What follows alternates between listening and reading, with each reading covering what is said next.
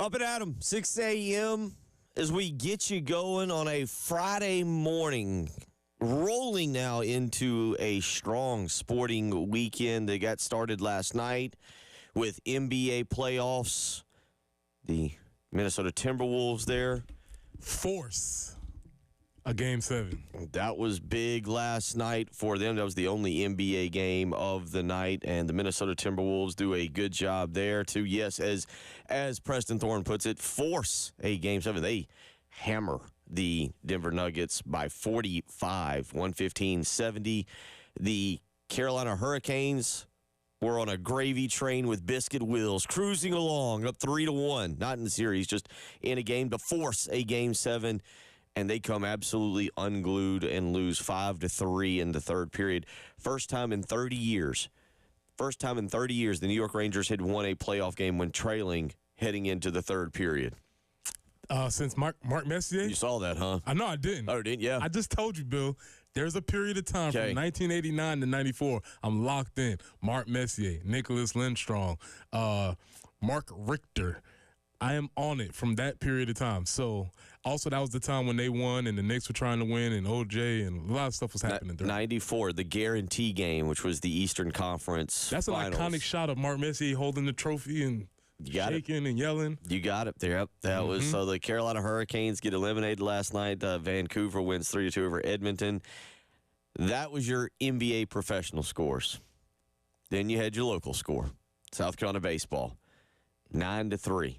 Tennessee puts up 4 runs early on in the third. They add 3 more in the seventh. They get 2 more in the first and the fourth, and the Gamecocks really not able to do nothing. As I once heard on on one of those Premier League matches, they just rolled over and had their belly scratched. Oh, boy. Yeah, that's a tough one. That was my favorite. I've been looking for a good place to use that. Yeah. That was a great one during a Premier League soccer match that I watched one morning. Just not what you want. Ty Good gives up a home run in the first, gives up a home run in the 2 home runs in the third. I was going to say, but one to each individual player. But a bad start for him. The Gamecocks found themselves down 5-1 after 3. Tennessee tacks on another run in the fourth to make it 6-1. And it was kind of all over at that point. It really felt all over as I was listening to it on the radio. And South Carolina drops to 33-19, 13-15 in conference, Preston. And we will try and now just wait out the next 2 days and see if South Carolina has any fight left in them. That's almost what I'm too. Does this team have any fight left in them, or did Georgia beat it out of them and now Tennessee's going to just pick up the remnants of whatever's left of South Carolina and toss them in the garbage? Yeah, we'll see. We'll see. They're obviously running into some teams that were highly ranked at the end of the season, and they're not meeting the match right now. They're not meeting the challenge that they were set up to do. So we'll see how this one turns out, but not getting off to a good start because a lot of our emphasis from yesterday was they had to win one, and the first one was probably maybe the one they needed to get. So we'll see. Yeah, Chris Stamos had not been a regular starter for the Volunteers all year long. It started just 5 games, thrown just a little over 24 innings. He didn't even pitch very much last night, 2 innings, but he did what he had to do. Ty Good, unfortunately, had been pretty good for the most part of the season, but last night they didn't get what you hoped out of him. 4 innings pitched, 6 earned runs given up, 5 hits. He struck out 4. He walked 3, he had 3 wild pitches, and we mentioned those 3 home runs. Just a night where South Carolina on the mound, they give up. They actually, the stat line's not incredibly awful. Like, for the way that game felt, to me, the stat line, they struck out 9, they walked 5, they had 4 wild pitches. That's bothersome, but it's a night where Tennessee took advantage of everything South Carolina did. Tennessee's a very good baseball team. They're the number 1 team in the country. They took advantage of everything South Carolina did, and the Gamecocks struck out 12 times, only walked 3, really didn't put up, I thought, much of a fight at the plate. We've heard this story before. A lot of these same things. Wild pitches, strikeouts, runners left on base. This is, after a while, you have to figure out, is this who and what you are? But how many times has Ty Good's name been used in some sort of newspaper title, like Ty, it's all good, Ty, not so good, Ty Great. How many times do you think that's been done during his athletic career? That's a very useful name if you're an athlete. Yeah, well, if you're a journalist and you're looking for, as you said, the headline, Yeah. like that's where it comes in. Laziness to an extent, because you're just like, I bet this has been used before, but we'll use it again. Ty, not so good. Yeah, unfortunately for him yesterday. And we'll get more into that box score coming up in the next segment. The other thing taking place yesterday, PGA Championship, Preston Thorne, PGA Championship now. How's my guy doing?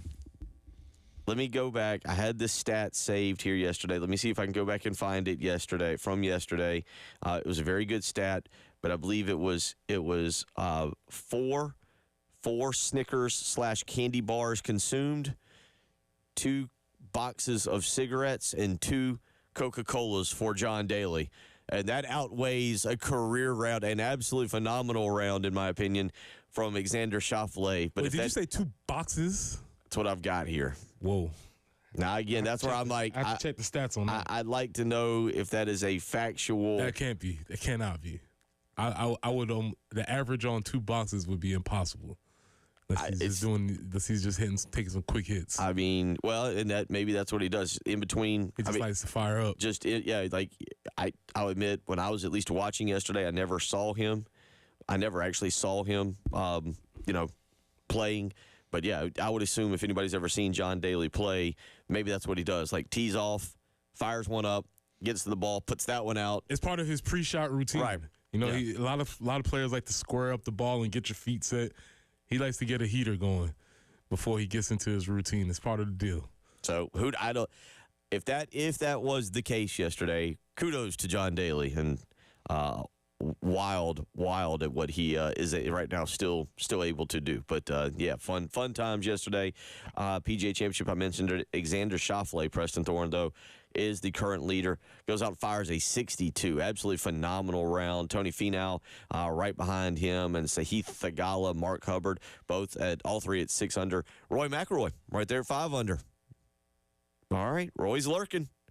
Rory's a lurking. He's in the mix. He's hanging around. He goes through files for divorce, and look at him out there firing a 66. So we'll get to all that this morning. A lot to get to, a lot to talk about. Chris Deering will join us. We'll get some high school highlights of the week. Dabo Sweeney has got opinions on the transfer portal. We'll get into those a little bit as well. We'll also let you hear from Mark Kingston from last night. So a lot to do, a lot to get into. 803-404-6100 if you want to weigh in this morning. Let's get out to the Love Chevy phone lines. Gamecock Larry would like to weigh in. How you feeling, Gamecock Larry? I don't know. Coach Tanner, I want you to listen. If you up, no, I want you to listen close to an old Gamecock. I don't know if you would be listening and watching the game, watching what was said yesterday, and watching the game last night. When is the last time you heard your head coach say, and when a reporter asked him, who's starting pitcher?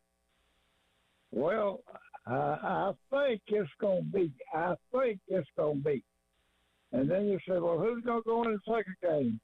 Oh, it's going to be TBA to be announced.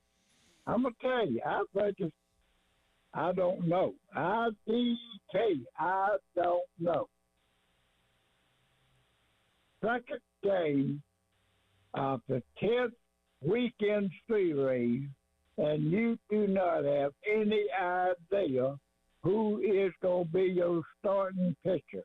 You don't have any idea who's going to be your starting catcher. You don't have any idea who's going to be who. Analytics got to go. This ain't Gamecock Baseball. And I'm going to tell you, I cut the radio off last night, and I'm not going to listen to another game this week. No, I ain't going to say that. Might be lying. But I tell you, I'm aggravated. You don't know. You don't know. You don't know, Kingston. Matt, Coach, he don't know. Nobody knows. It's time to make, well, I don't know. I love all y'all.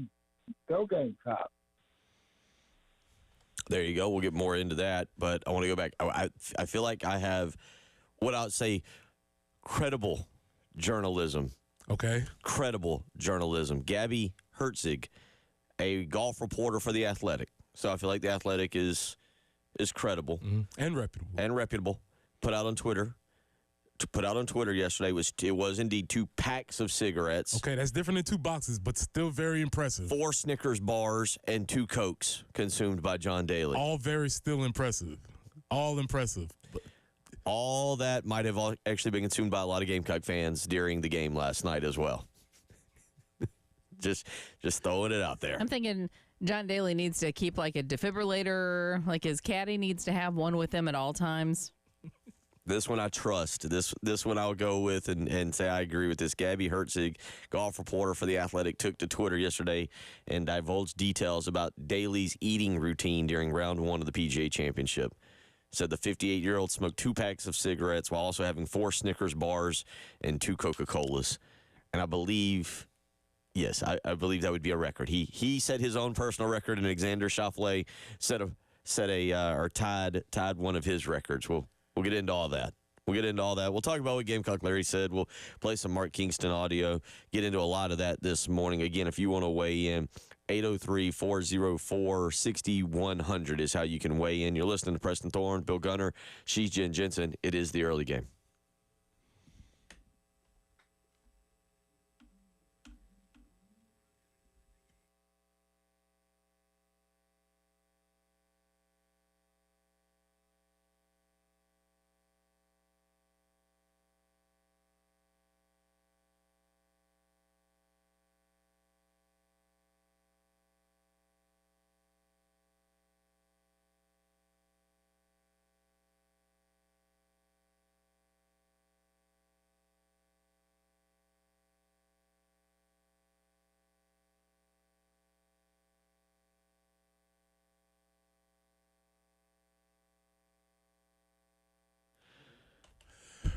Preston Thorne here for our friends at Absolute Glass, the premier glass company of the Midlands, offering auto, home, and business glass repair. So if your glass is damaged, shattered, cracked, or broken, they can handle the job.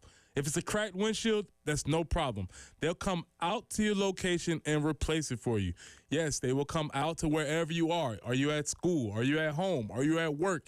It doesn't matter. They'll come out to your location. They'll give you a free quote, and they'll work directly with your insurance company to take away the headache when they take care of the glass.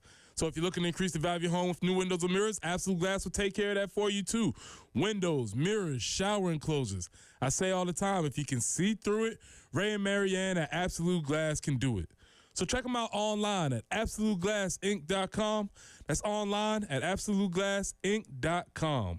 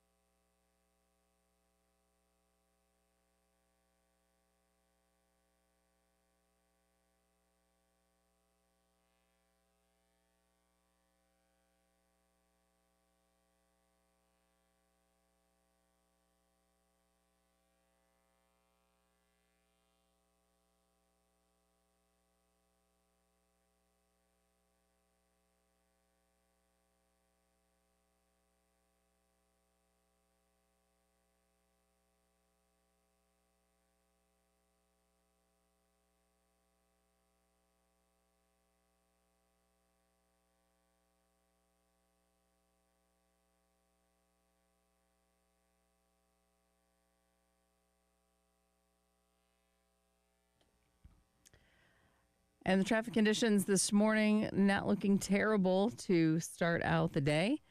No accidents reported at this time. We'll welcome that and hope that your Friday morning commute is going to go well. 83 for the high today. Could see some afternoon or evening showers. Increases for shower activity tomorrow, maybe some scattered thunderstorms. 83 for Saturday, and even more chances for rain on Sunday, and a high of 77. We get some clearing come Monday when we're looking for a high of 80. But right now, the sun is trying to peek out right now. It's actually, the sky is very pretty this morning. It's 64 on the early game.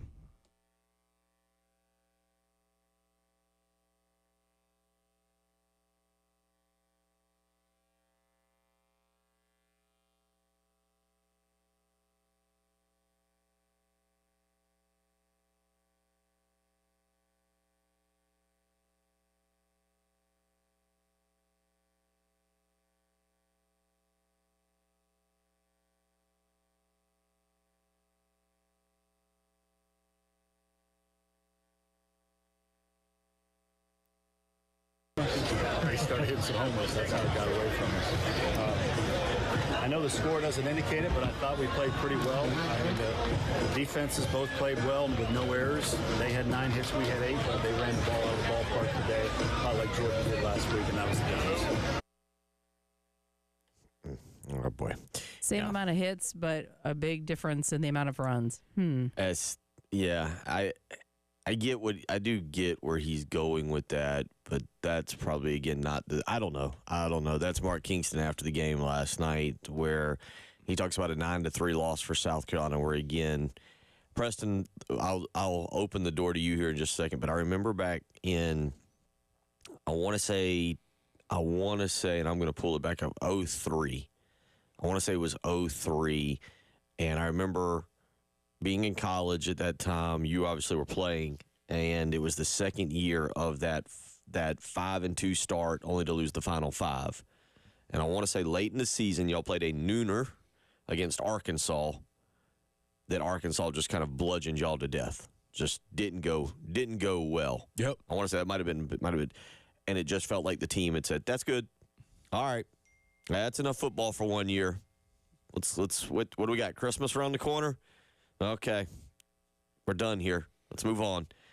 And there is a feeling that I have about this baseball team that they have, after, for whatever happened somewhere along the line, I have no idea, where they've just said, "Yep, that's good.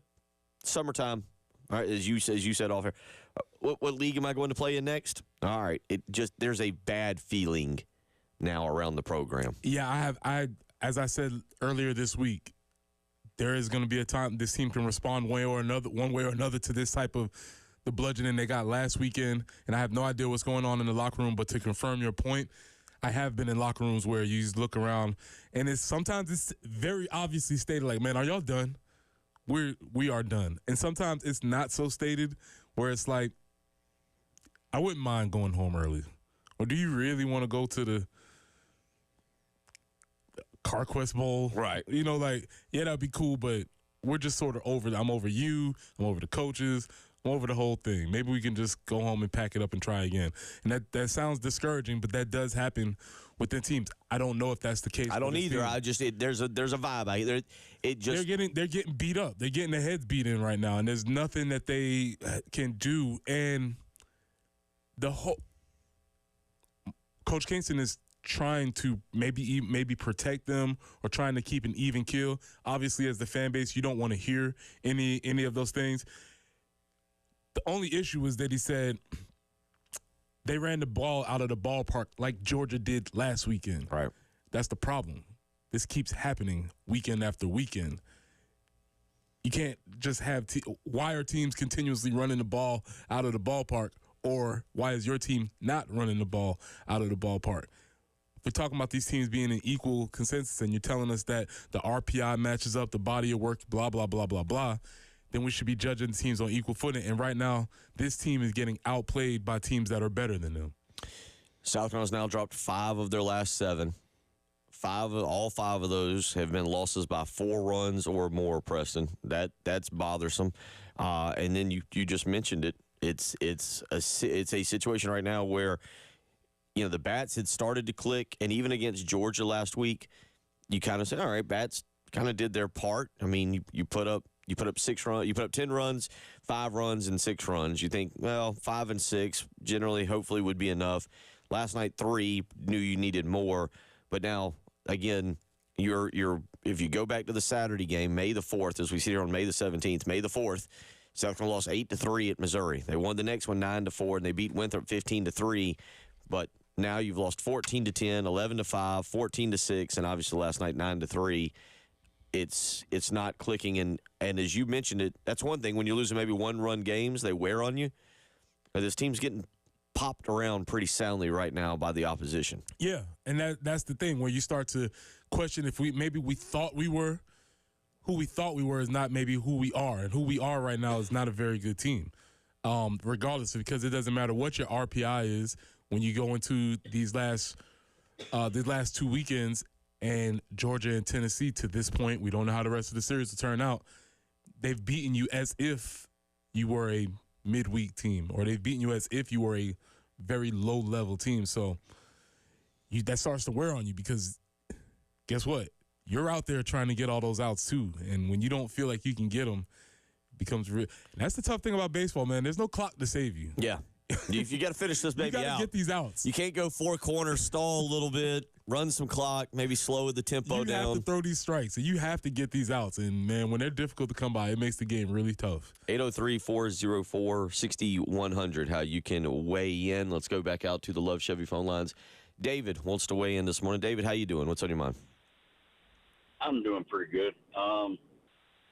Seems like the baseball team is headed for apathy very quickly among the fans. Here in Kingston, I mean, y'all were doing the cliches earlier, and it's like he's coming across as it's not whether you win or lose, it's how you play the game. And unfortunately, whoever said that never won anything in his life. So I don't know the answer. I heard last night, I don't know how much truth is in it, but they had a 2024 pitcher decommit. And then the other thing that I wanted to touch base on was football. Georgia fans are wishing bad on Alabama because they feel like they should have got a 7 o'clock start. I'm kind of wishing bad on Alabama because they let Eli Gold go. The man couldn't work in 22 because he was undergoing cancer treatment. Worked a handful of games, and then after 36 years, they tell him that he's fired because he's not up to the Alabama standards. Bill, pretty much that's the only announcer for Alabama football that you've heard. I just think that they could have done a better job handling his situation. Appreciate what y'all do. Hope y'all have a great weekend. Appreciate the phone call. Yeah, I'm not sure. Georgia, Alabama is a 7:30 kick there on ABC on September 28th that weekend. ABC announcing that earlier this week. So, again, September 28th, it'll be Georgia and Alabama there, that monster game in college football. But back to baseball right now. And Preston, he actually, David makes a good point, a funny point, and a good point about, it's if you win or lose the game. Yeah. It's not how you play the game. Yeah, and it's not if you run through the stat line and see that we both played about the same, and it's did you win or lose ultimately at this point in the season. Maybe earlier in the season you can start saying, we got to get some things together and we're working on some issues here, there, but we're getting it together. But that's not where we are at the season. Remember during basketball season, we sort of came to the point where it was like, regardless of how you win, just get a win. It doesn't matter what it looks like. We're not really watching film. Well, and we said that, I think it was the Winthrop game, the final midweek game. It was just win the ball game. Just get out of this because you're setting yourself up for the Georgia and the Tennessee series, and South Carolina won it in an attractive fashion, 15-3 in 7 innings. But it didn't matter. Just win that ball game. Well, now, to me, it's a matter of win. By the way, last night, box score numbers again. South Carolina, 9 players left on base. Tennessee left 5 on base. This has been a reoccurring theme. Throughout the season. I'm trying to look at the statistics. We don't have it. But again, one of the statements that Coach Kingston made is that, he said we had 8 hits on a Friday night in the SEC. That's not terrible. It's not terrible. You're right. But it's not good enough to win. And the standard is winning. It's not, we did good enough, or that's not bad for yes, it's Friday night in the SEC. South Carolina's been playing the SEC forever, since he's had the job, since everybody's had the job. So that's not the standard of, is it good enough for the SEC? It better be. The standard is it good enough to win? And it has not been as of recent. We will, of course, talk about this tonight. Of course, another game, Game 2, 6:30. Do we know who's starting pitching? No. That Gamecock Larry hit on that, and you kind of mentioned that off air. We don't have that audio of him asking about being asked about the starting pitching last night. But, yeah, South Carolina's got to figure it out. Tennessee's got one of their aces going to the mound tonight. That's another reason that I said that I thought it would be important to try and throw almost – if you could get to the situation where you're in the 5th or 6th and it's a one-run game, you start to take into account, what are we going to do? Do we just go ahead and throw Garrett Gainey tonight and try and get through? Well, it didn't happen last night. South Carolina's got to win a game. And that's not really where you want to be. You get 2 more opportunities. We'll see again tonight. First pitch set for 6:30 pregame right here on 107.5 The Game at 6:15. You can hear that, and we'll see where South Carolina and Tennessee go with that tonight. 803-404-6100 is how you can weigh in if you want to do so this morning. Bill Gunner, Preston Thorne. We'll get into a little bit more baseball, and we'll also talk a little bit about Shane Beamer as well when we come back. You're listening to Bill Gunner, Preston Thorne, Jen Jensen. It's the early game.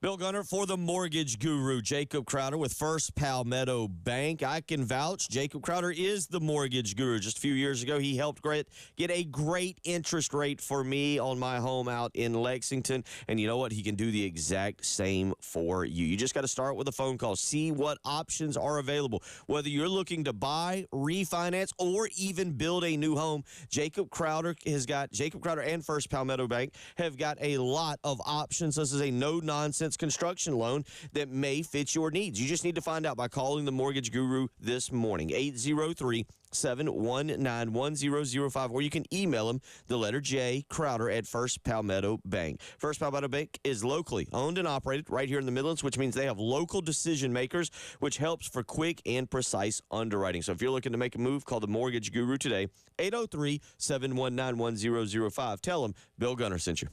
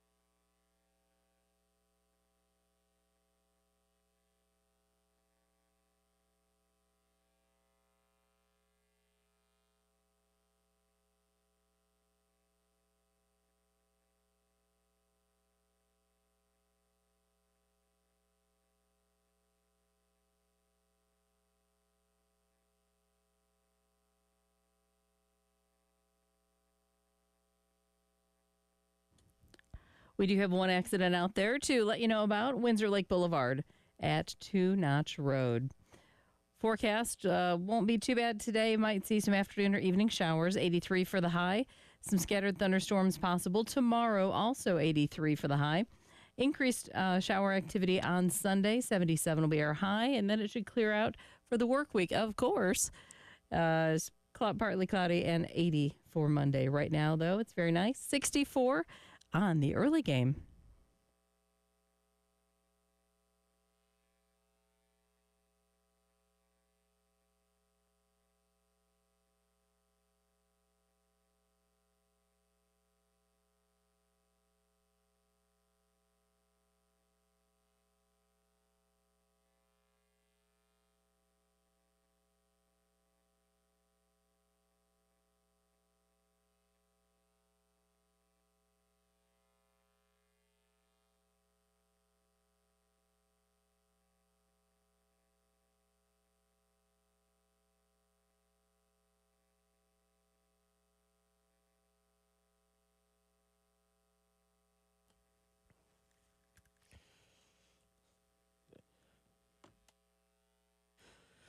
All right, let's do all this here right now because it's been brought to my attention. We are 11 days away from National Brisket Day. So just if you're getting ready for your Friday morning and you need a little pep, something a little get you going besides the fact that it's Friday and the weekend is here and that there's a lot of great sports on and baseball's dragging you down, we're 11 days away from National Brisket Day. Occurs the day after Memorial Day. You got more countdowns for us? Oh, absolutely. Well, 6 days until 100 days. So after this weekend, we'll be right within striking range. 107 days until the Southern 500, which is those are two different countdowns. You understand that? So that one is a different countdown than the start of football, even though it's only a day later. And then we have a big countdown that was announced yesterday. I'm not going to say what it is. Oh, we got that coming up later. Big countdown, but I will just say this. 63 days until July 19th. We'll tell you about My that. birthday? You're counting that down? Look at that. I didn't even know. Perfect. 63 days. The whole college football will be celebrating your birthday this year. I'm impressed. Everybody's excited. Is your birthday really July 19th? Yeah, it really is. Okay. I don't do countdowns for it, but that just was funny to me. I'm like, oh my gosh. There you go. Hey, good. See, we got a whole July 19th is going to be a big day. We'll tell you all one of the reasons it's a big day coming up later on in the show. Also, coming up in about 45 minutes, Chris Deering is going to join us. Wild situation last night. No kidding. We will get into this. I've had a couple people text say, y'all got to discuss this. We will discuss it. A wild situation down in in Somerville last night pertaining to Somerville baseball, and I believe it was Ashley Ridge. Yeah. I have on my green and gold sneakers in protest today. Yeah, we will. If you haven't heard, we'll tell you coming up here at about 7:15 about this situation in the high school baseball playoffs last night. 803-404-6100. Tim in Sumter weighs in on our text line. He says, as someone who loves baseball and follows it closely enough, even after last season, I was wondering what the thought process was to keep Kingston around. If they get knocked out early again, even if they make it to the regional play, can we expect another year? Maybe I'm overreacting to last night's loss. I realize it isn't just the coach's fault, but come on, man. And unfortunately, I get it. That's why I read it, because I think Tim is not the only one out there who is to that level of frustration with this program. Let's go out to the phone lines now. Ernest wants to weigh in a little bit on pitching this morning. Ernest, how you doing? What's on your mind? Till this. Well, I'm going to throw this out to Preston. Preston, how many days to the start of next baseball season? Because this one is over. And, the pitching coach, he's got to go. The pitching coach, not Mark Kingston. The pitching coach has got to go. Kingston, hey, if he doesn't improve, he's got to go, because you don't know who your starting lineup is. You don't know who your starting pitcher is. To me, you don't even have command of the team, and you're the skipper. I'm going to say, like Randy Quaid said in Major League, instead of Mild thing, I'm going to say Shane Cox. You're burnout flame Cox. That's what we're starting to look like. Until we get that fire back in this team, Carolina baseball is at the bottom again. That's how I feel. All right, there's that. Thank you for the phone call, Ernest. And that's why I read Tim and Sumter's text, because there is becoming animosity within the fan base towards the program, towards the coach, towards the athletic director, and this is what you don't want your program to go down a rabbit hole of having the complete divide between fan base and program. Efforting next year's baseball schedule. Not out. It's not out yet. I'm just researching. I'll go ahead and tell you, just based on recent years, if you wanted to do that, I will just tell you, based on recent years and knowing, I would aim Friday, Valentine's Day, Friday, February 14th, 2025 will be opening day. I'm just basing that on it. We don't know. They won't put out the schedule until later on, closer to I think October, November. Well, that's not how countdowns work. Yeah, countdowns don't work. We don't do approximate countdowns. We won't be able to start that countdown until about October. Yeah. But I'll tell you, just based on every year that I've ever done usually this. the weekend of Daytona 500 activity. There you go. And that's probably going to be the 15th. 16th. Yeah, that's what I'm saying. So yeah, we can ballpark it based on years. It's not how countdowns work. So there you go. So unfortunately, that countdown can't start yet. But if you were doing a countdown, it's about 273 days. Not saying, but just saying. Somewhere in there, yeah, if you wanted to. 803-404-6100. Mike weighs in. I know what the countdown to July 19th is, and I'm here for it. Been waiting a decade for it to come back, and I can't wait to suit up and strap in. We'll tell you about that countdown coming up here later on this morning. 63 days, my guy. 63 days. Part of that countdown centers around South Carolina, and I tell you what, Jen, if we can, yesterday, J.D. Pickle with On3 Sports talked about win and loss goggles around Shane Beamer on his podcast. Here is a little bit of J.D. Pickle talking about the win and loss goggles around Shane Beamer on his On3 podcast. I think it's all about the win-loss goggles. And this is a tale as old as time in college football. This is something we've talked about a lot on this show.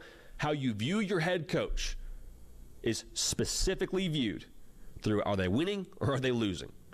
A great example of this is Dabo Swinney. If they're winning, Dabo's doing it his way. It's his culture. If they're losing, he's lame. He's outdated. He's too corny. Same thing with Shane Beamer.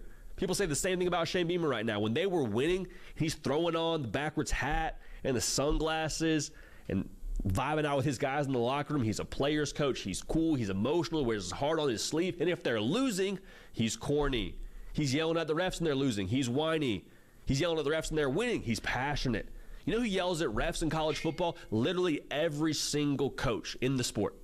Okay, so the win-loss goggles around Shane Beamer, I understand the thought behind it. It's a reality. It's what we deal with in college football. But let's not pretend that Shane Beamer hasn't done a good job at South Carolina to this point. To say he's on the hot seat going into this season, I think that is a wild mistake if South Carolina does make a move in another direction at the head coach position. And I think Shane Beamer is building something at South Carolina. Understand now, growth, when you build something, it's not linear. It's going to have a couple dips. It's going to have a couple of turns that you don't want it to take, but you give it enough time. I really do believe that South Carolina and Shane Beamer are heading in the right direction. Win-loss goggles. Haven't heard it phrased that way, Preston Thorne. That's very interesting. I'm considering Dabo made another cringeworthy quote yesterday. I'm interested to see how those folks hear it. I can dig with it. I think there's something we can dig into this whole theory. We'll get into this a little bit more. Also, I'm not sure if Preston is disappointed. I'm not sure if Preston is.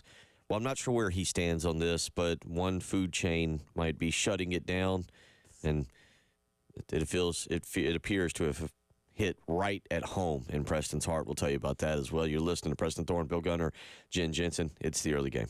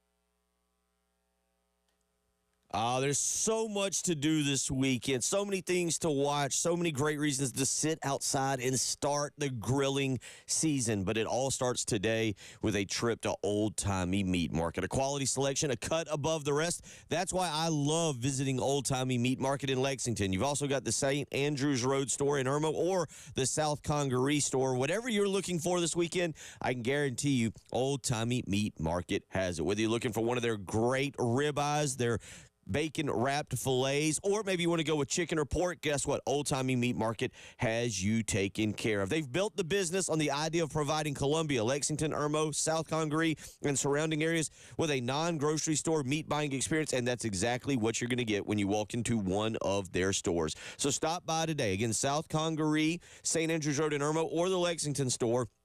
Tell Old Timey Meat Market you heard it here with Bill Gunner on 107.5 The Game.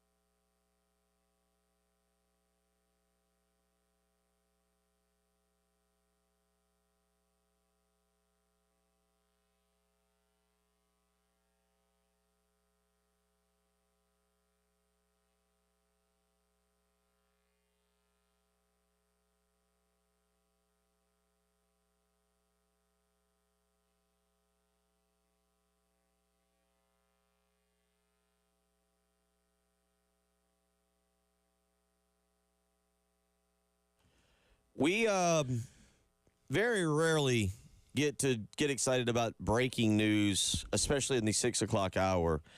There is a developing story that has popped up within the last. All right, it is actually going live right now here on ESPN. There is a developing story at Valhalla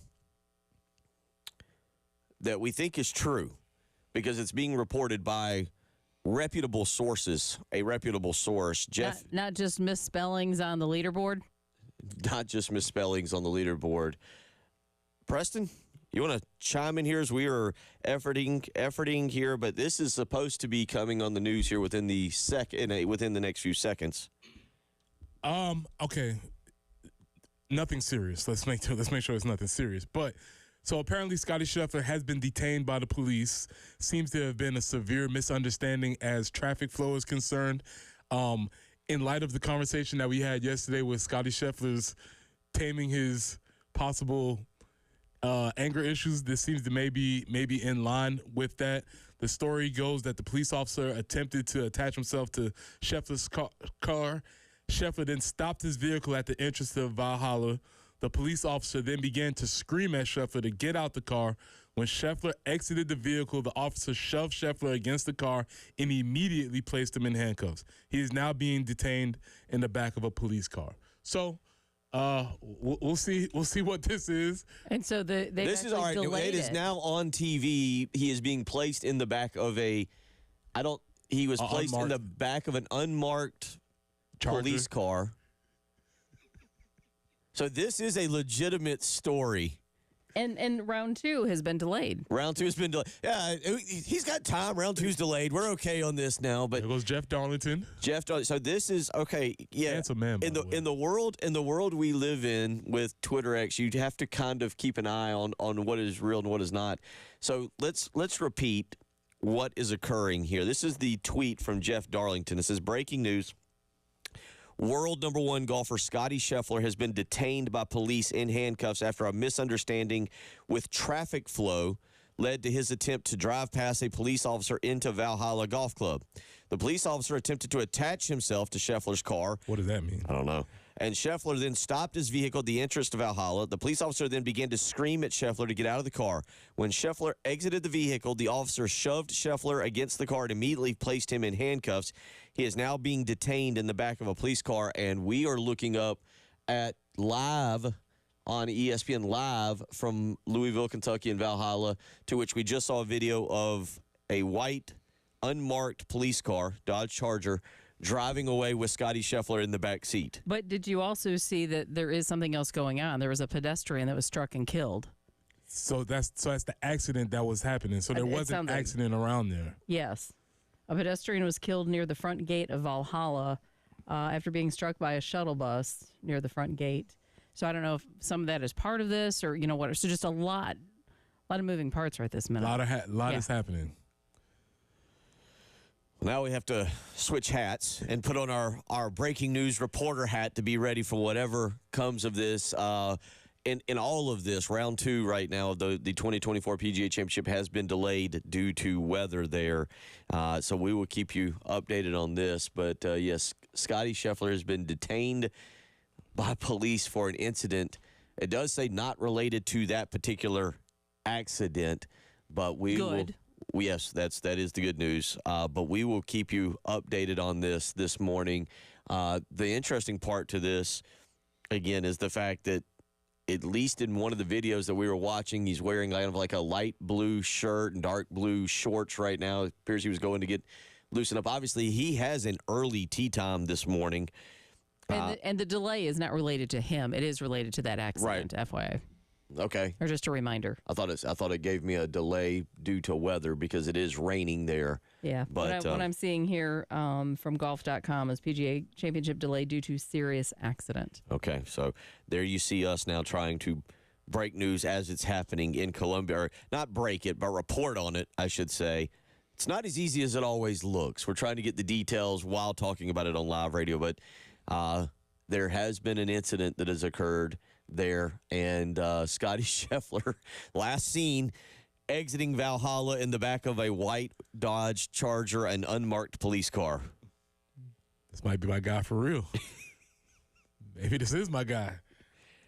I will pull his tee time here momentarily to give you an update on what time he needs to get back to the course. He is scheduled, at least as of now, was scheduled because they're in the delay, to tee off at 8:48 a.m. this morning.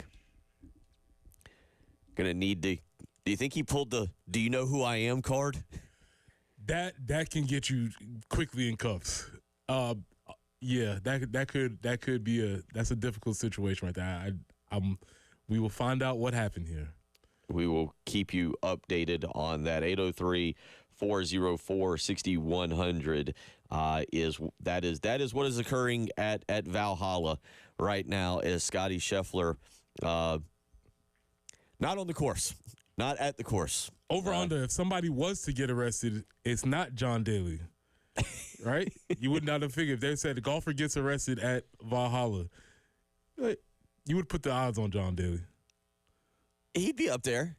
I don't know. I feel like John Daly has a good feel for when to push the limits and when not to push the limits. I don't know that he's pushing much of anything except about 350. Yeah. He's a vet.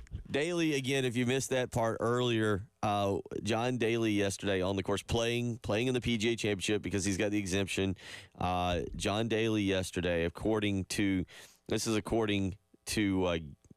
Gabby Hertzig, a golf reporter for The Athletic, reports that yesterday during his round, John Daly went through 2 packs of cigarettes. I don't know anything about cigarettes, so I don't know how many cigarettes are in a pack. Like, is there a 12? Is it 16, 14? If your jumbo is either 16 or 24. All right. Ooh. Went through 2 packs of cigarettes. He went through 4 Snickers bars and 2 Cokes at Valhalla during play. So are golf courses not no smoking zones?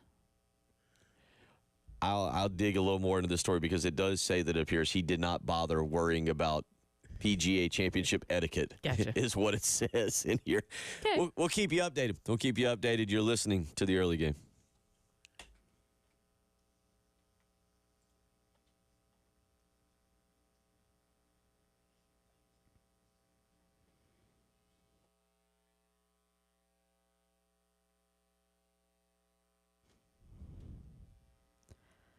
Hey, this is Jen for CHW Cabinetry in Lexington. Oh, man, they were so fantastic when it came to putting our kitchen back together. The flood that we had, totally had to get the kitchen, take it down to the studs, and then we had to figure out, okay, what cabinets are we going to put in here now?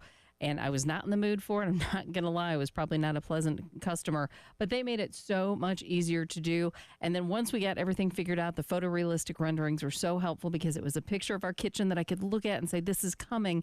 And it also helped us put together the rest of the elements of our kitchen. But kitchens aren't all that they do. If you have a closet that needs more functionality, if you even a pantry or something that needs to be more organized, you name it, maybe you need a new workspace in your home, CHW Cabinetry can help as well. CHWCabinetry.com, a great place to visit. Give them a call, 803-520-6837. And, of course, be sure to tell them Jen Jensen sent you. CHW Cabinetry in Lexington, passion from inspiration to installation.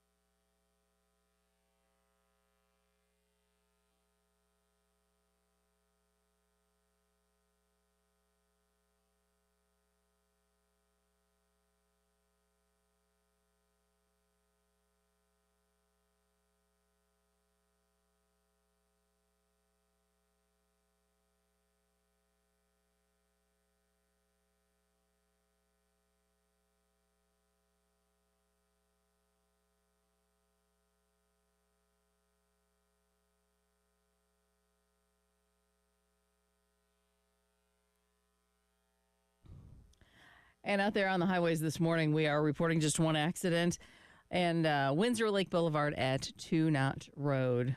Forecast-wise, we're looking for a high today of 83, maybe some evening showers, some scattered thunderstorms tomorrow, 83 for the high, and an increase of shower activity on Sunday. And we're looking for a high of 77. Should be clearing out, of course, to start the work week.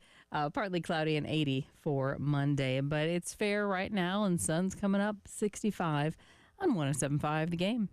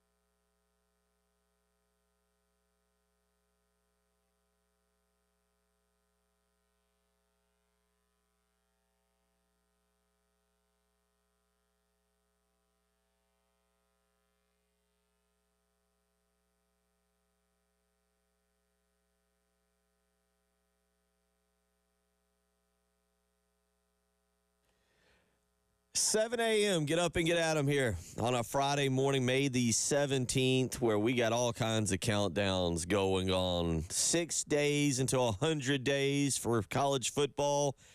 How many days until July 19th? 63 days until July 19th. We will tell you what is special besides Jen's birthday on July 19th later on in the program. We have a countdown 11 days until National Brisket Day. I've also been informed on here.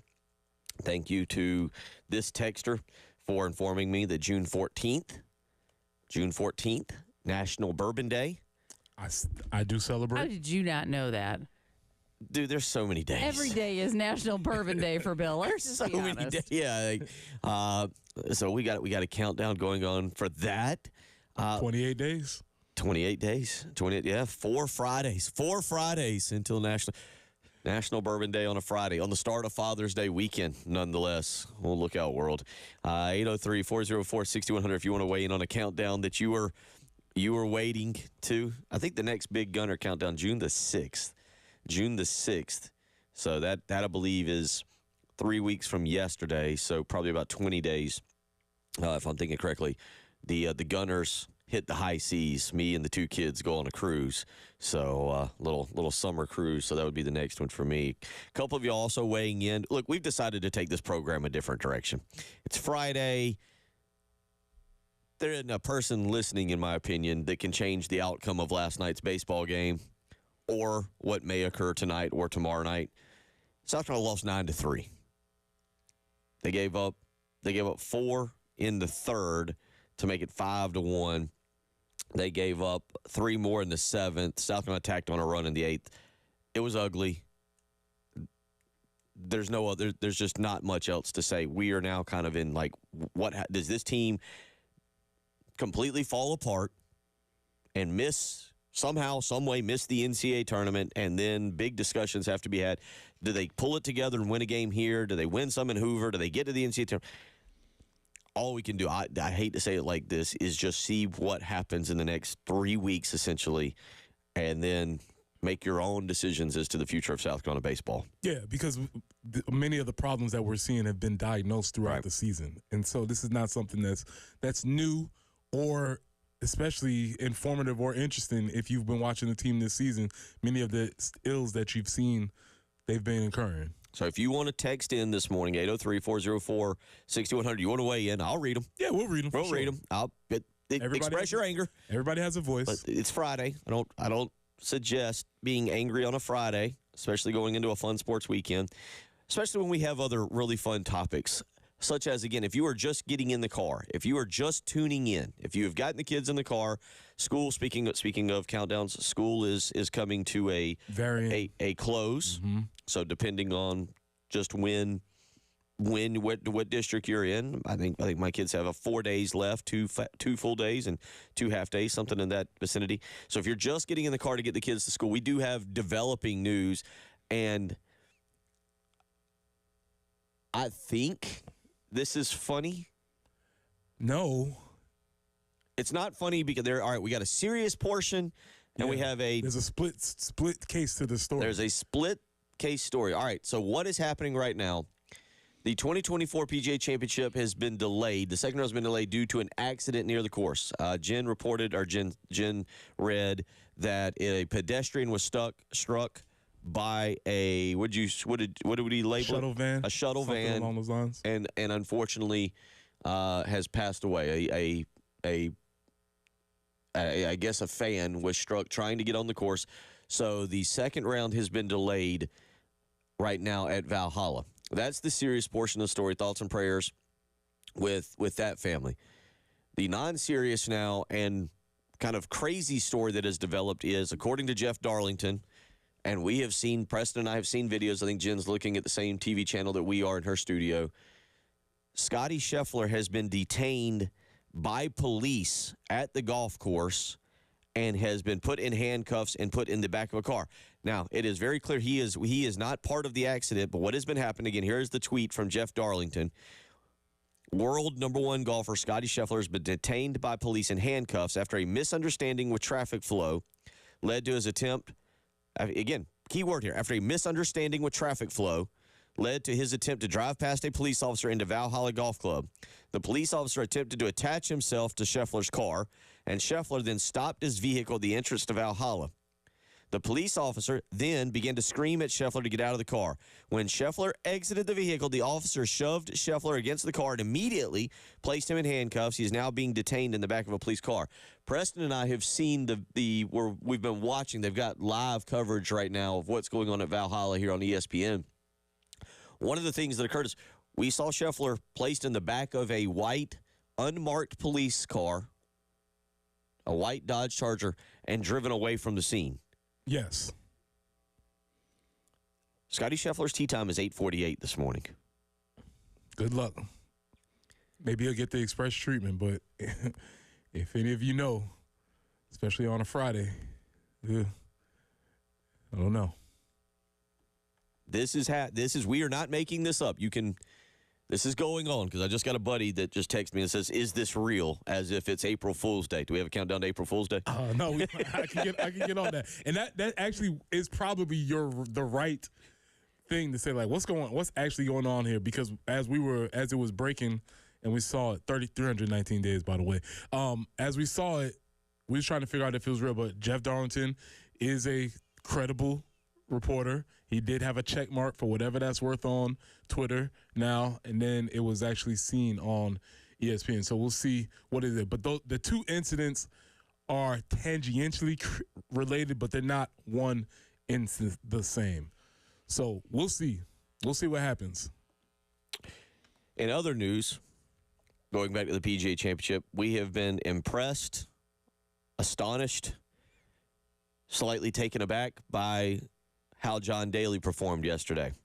Again, according to golf-wise, or okay. Gabby Herzog reports that yesterday during 18 holes of golf, John Daly managed to knock down 2 packs of cigarettes, 4 Snickers bars, and she says 2 Coca-Colas. There is now a debate breaking out on Twitter as I'm watching as to because the rumor is John Daly is a Diet Coke guy. I would take the over on that. That's Diet. There is people pushing back, and she's saying that she was only reporting because I guess they have to take the wrapping off of the Coca-Cola because it's not a sponsor. So it was a bottle, but it was an unmarked bottle. An unmarked beverage. bottle of soda, which could lead us to believe there might have been a mixer in with it. He was celebrating National Bourbon Day early. I'll take the over on that one. He was playing golf like a lot of you play when you go to Charwood. Just cigarettes, Snickers bars, and sodas. Totally understand. So we are keeping a check on that as well. John Daly yesterday. And thank you to everybody weighing in. I have had maybe 3 cigarettes in my lifetime. And a couple of y'all are weighing in. And LaDonna, a couple other people, 20 is the number of cigarettes in a pack. Okay. So that would mean 40. Not an expert here, but I get that. But I'm very curious because I feel like if she's going to do this reporting, we need to go all the way. Is it Coke or Diet Coke? Mm-hmm. What packs are these? What is his choice? Not advertising. Right. Is he a Virginia Slims kind of guy? What's his choice? Yeah. Mm-hmm. Lucky Strike. I don't even know if any of these exist. It's a different time also. Yeah. It's a different time because obviously we are of the generation where majority of us grew up with smoking as a thing. And it's just not as much of a thing anymore, especially with cigarettes. So it's just a wild throwback. Trust me. I remember way back when, Southern Indiana, a funeral in November, and I'm in the back seat, and there's 5 grown-ups in the car. We're all bundled up. The windows are up, and everybody but me is smoking. My lungs are probably destroyed just from that particular ride. Good times. But good times. But the other part with John Daly is, okay, so he is dragging that many cigarettes. What is he doing with the butts? Does he have little foil packs that he's, putting them out in? Are we discarding them onto the golf course? Is the caddy, does he have a cigarette butt bag? These are all good questions. I'm just kind of curious. These are all good questions. We don't get to report. The Scotty Scheffler news is funny. Like the fan being hit by the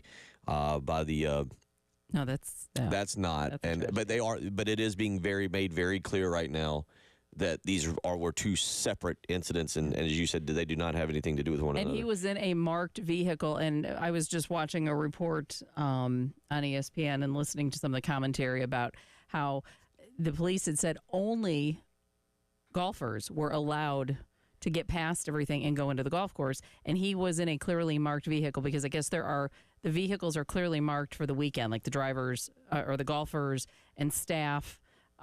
They are in stickered up vehicles, so it was a marked vehicle. So why the officer was really fussing at him, they weren't sure. So that adds to it a little bit. I want to learn more about when it says in the tweet that the officer attempted to attach himself to the vehicle.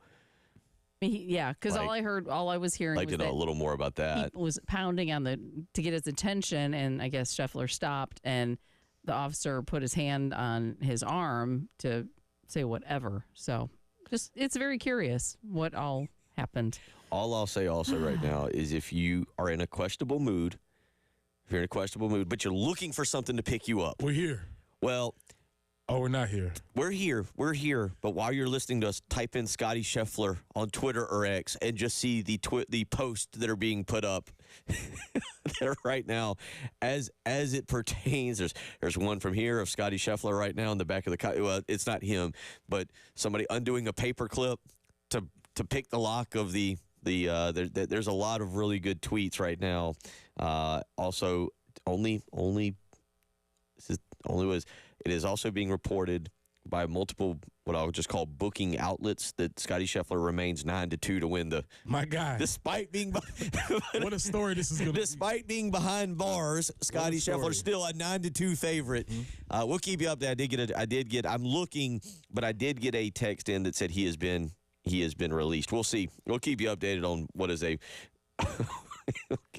On a wild morning. We're also going to get into some cheddar biscuits here later on. But next up, a more serious story from last night. High school baseball. There's a lot of things going on. High school playoffs right now. Preston, Somerville, Green Wave, a wild story down there in the high school baseball playoffs. We'll let Chris Deering explain that. Also, a Gamecock legend coming back to Columbia to coach another very good high school basketball team. We'll get into that. A lot to do this morning. We'll try and keep you updated on the Scotty Scheffler story and when they will resume round 2 of the PGA Championship. A lot going on your Friday morning. Hope you're doing well. Hope you're up and at 'em. You're listening to Preston Thorne, Bill Gunner, she's Jen Jensen. It is the early game.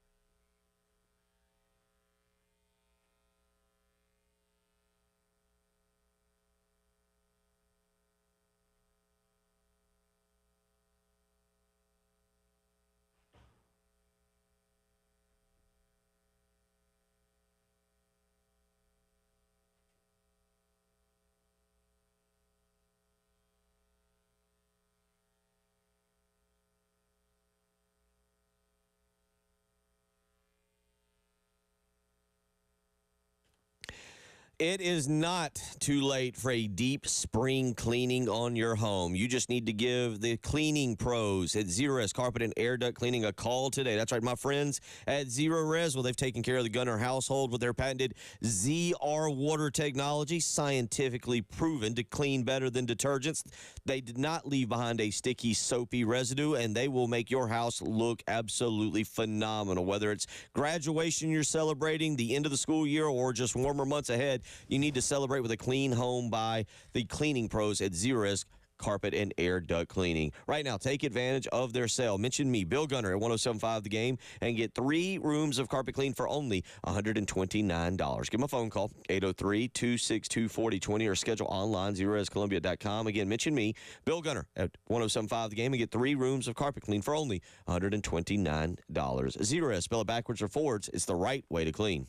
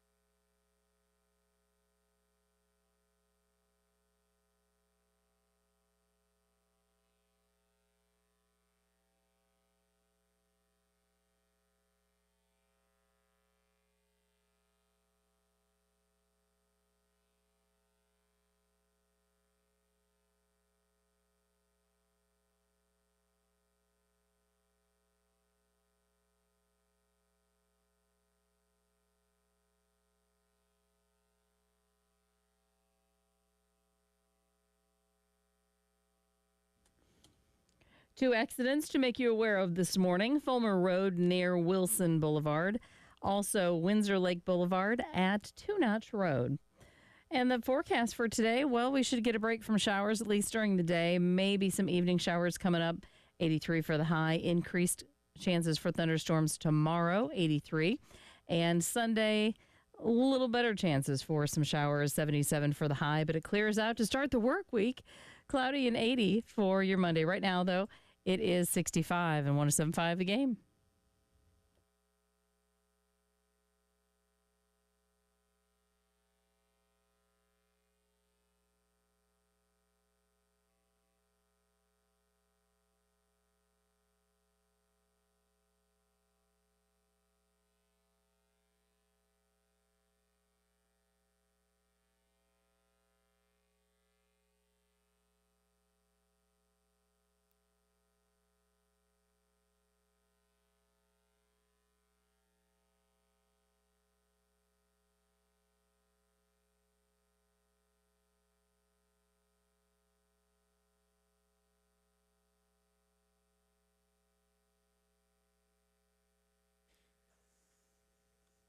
Well, it's turned into a wild morning here as we roll along. We'll get into some serious high school discussion in just a second, but I can't help it. I got to read some of these tweets. Y'all are good. A lot of y'all are good. You completely understand this show. Justin weighs in. This is with Shooter McGavin, the one that hired this cop.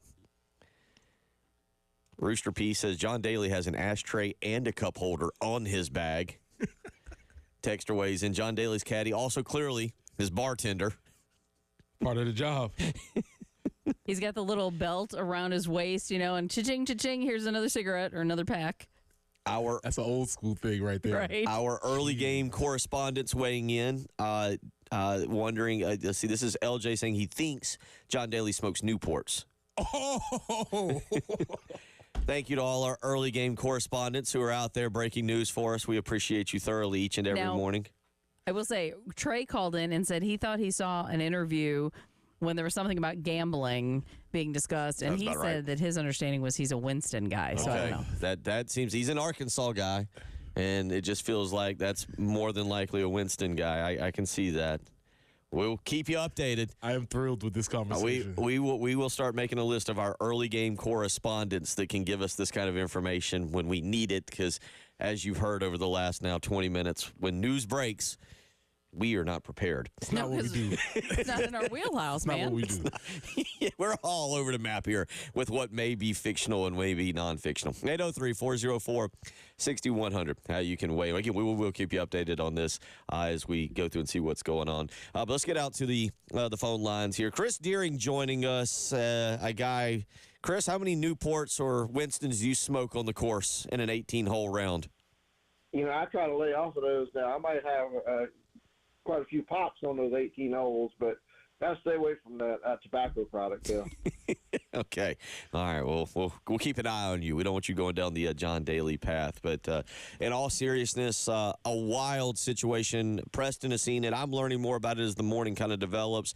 What can you tell us about what occurred last night down in Summerville?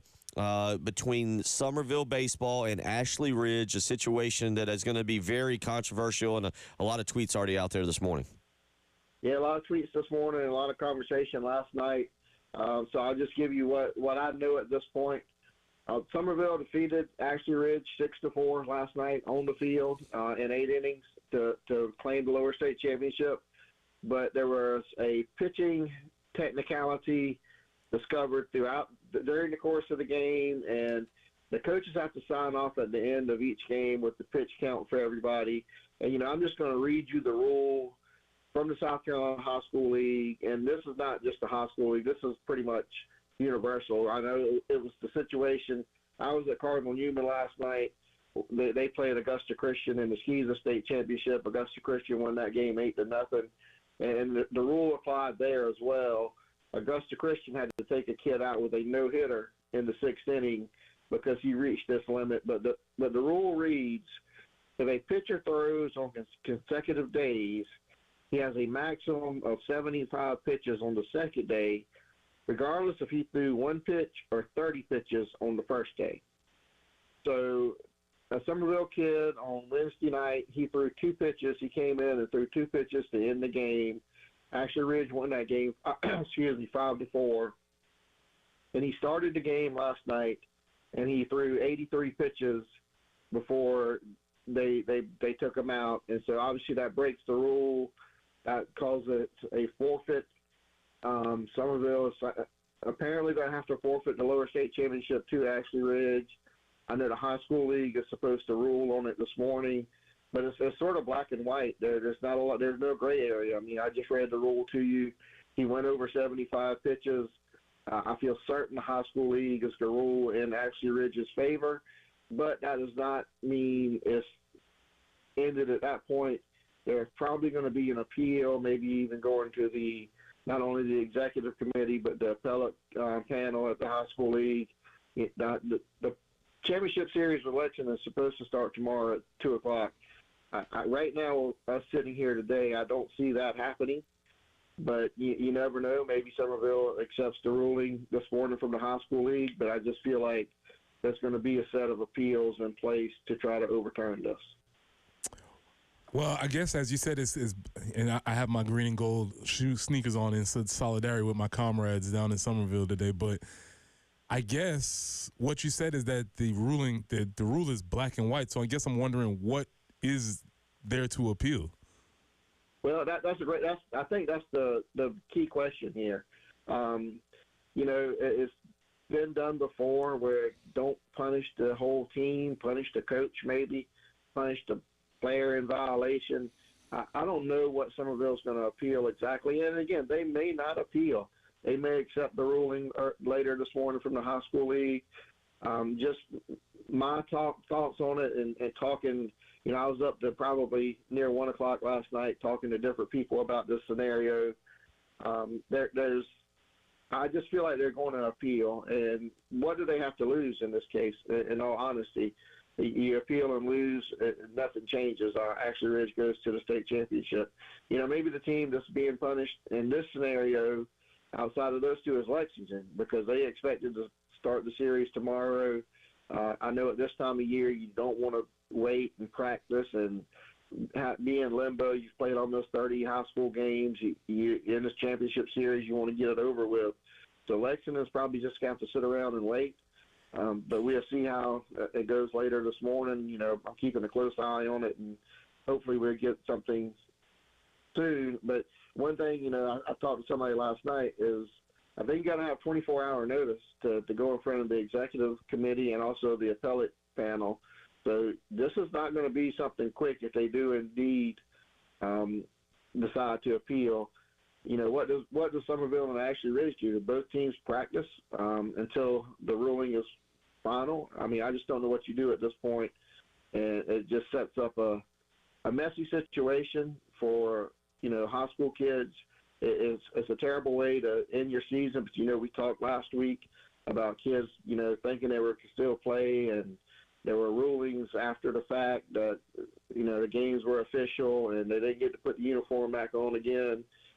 Somerville dogpiled last night after thinking they had won the game 6-4, and then got that news shortly thereafter. And from what I understand, the Somerville kids and players, that game was at Somerville last night. They were on the field hanging out just in disbelief well after the game ended, maybe even about 2 hours after the game ended. They were still hanging out there just in disbelief of what just happened. When did this get discovered? Maybe you mentioned that, like at the very end, you said they've got to turn in the pitch count. Is it? I'm not being funny here, but is it like signing a scorecard in golf after your round? How did this get discovered? How long did it take? You mentioned the dog pile. Like, what was the time frame on this being announced? So, and one thing people need to understand is this is not an umpire's decision. They can't go to the coach and say, "Hey, he's at 75 pitches. You need to take him out." But it was discussed with the umpires when it was discovered. As soon as the Somerville kid went past the 75 pitches, I do think the Ashley Ridge coach went and said, "Hey, he's broken the rule. I don't know what happens here, but he's broken the rule, and at the end of the game, we have to sign off on this." But the umpire said, play on. I guess it was. I don't know if it was necessarily playing under protest, but it was brought to everyone's attention. I think the Somerville coaches knew at that point. The Ashley Ridge coaches knew. I don't know if the Somerville kids knew. I don't know if that got communicated to them or not. But they had to see the discussion going on. They had to know something was happening. And, when the game ended, and you do, like I say, it's sort of like an affidavit you have to sign off. The kid threw so many pitches, and when that happened, it was a rule they forfeit at that time. And Somerville lost out, on that technicality. But, again, they won the game but lost on the technicality. And, again, I think this is going to go well into the day and into next week. I could be wrong on my thinking, but just from what I've gathered and what I think you can see an appeal and to the highest level it can go to. Yeah, this is a lot. Well, I mean, and just for our local audience, to add a little geographical context, not only is this for the lower state, but these are rival schools. They are schools that, for me, I graduated from Somerville, but had I grown up in this time period, I'd be going to Ashley Ridge. So it's one of these things right there, very neighbors to each other. Right. So attendance line. So I'm sure the tension was very thick out there last night. But I guess my question is, based on protocol, who keeps the count? Are you responsible? Hold on. We've got to hit a break. All right, we'll come back from that. I got to ask that question. Yeah, we'll come back. Yeah, you're listening to Preston Thorne, Bill Gunner, Jen Jensen, Chris Deering join us this morning. It is the early game.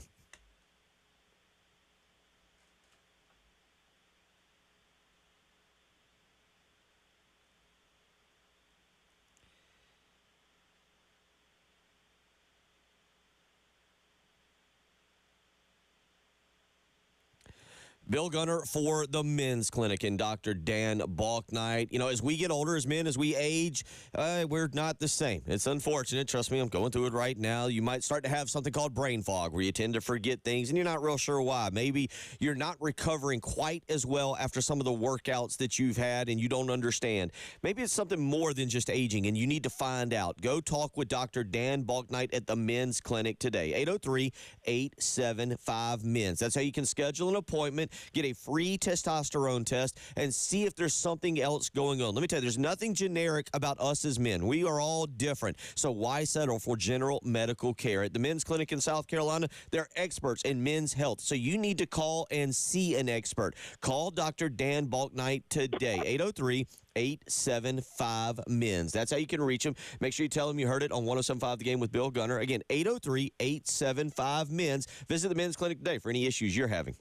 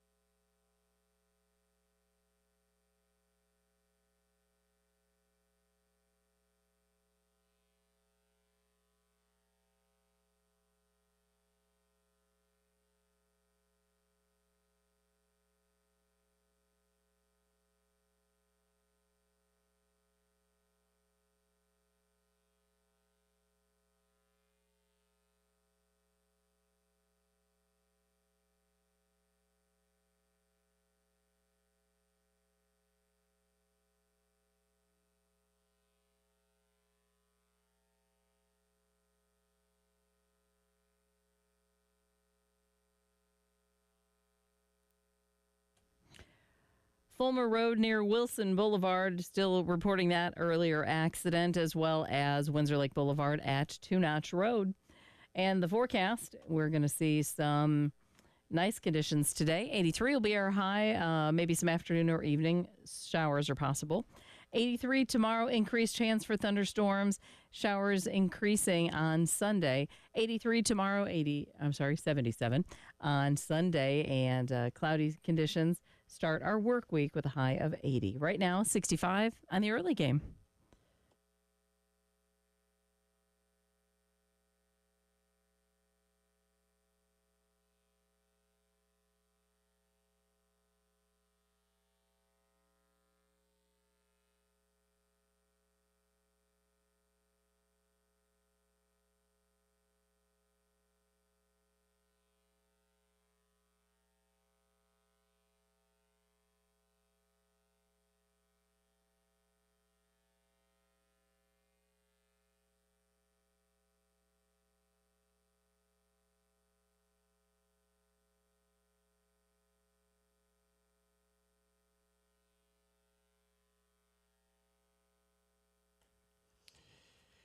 Got one more segment here with Chris Deering as we got some other stuff we want to get to. But, Preston, you were about to ask one quick question there on this Somerville-Ashley Ridge situation. Yeah, just really quickly on the protocol of how pitches are counted, not getting into conspiracy theory or anything like that. What's the protocol? You count your own? Does the other team counter? Is there an umpire official who's responsible for it? How does that work?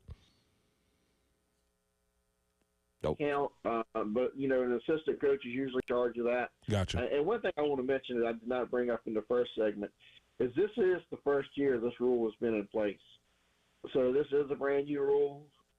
Somerville maybe could argue that point. I'm not sure, but this is the first year this rule has been in place.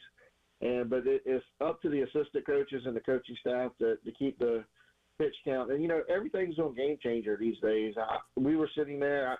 The Carter Newman Augusta Christian game was played at Lexington last night, and Brian Hooks, the Lexington coach, was right there in the press box with me. And as soon as it happened, he brought it up and said Somerville has to forfeit. He was adamant that was the rule, and I've talked to several coaches after that. That definitely is the rule, and like I say, it's black and white. There's no gray area, so. As it stands now, I think Ashley Ridge will advance, but again, we'll see how this plays out over the next couple of days.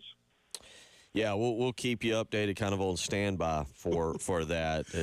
I just can assure you, there's no love lost between those neighboring schools, so this is definitely going to be interesting down there. Well, we will stay up to date. Also, because I'd gotten text messages yesterday prior to the game that wanted us to have another wager because it looked like Somerville and Lexington would be meeting for another state championship. That was something. We'll stay tied in with this. There is some other stuff to get to. Let's go to some boys soccer for a second here.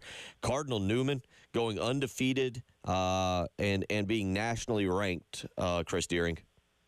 Yeah, big season for Cardinal Newman. Will Udy does a great job over there with that program.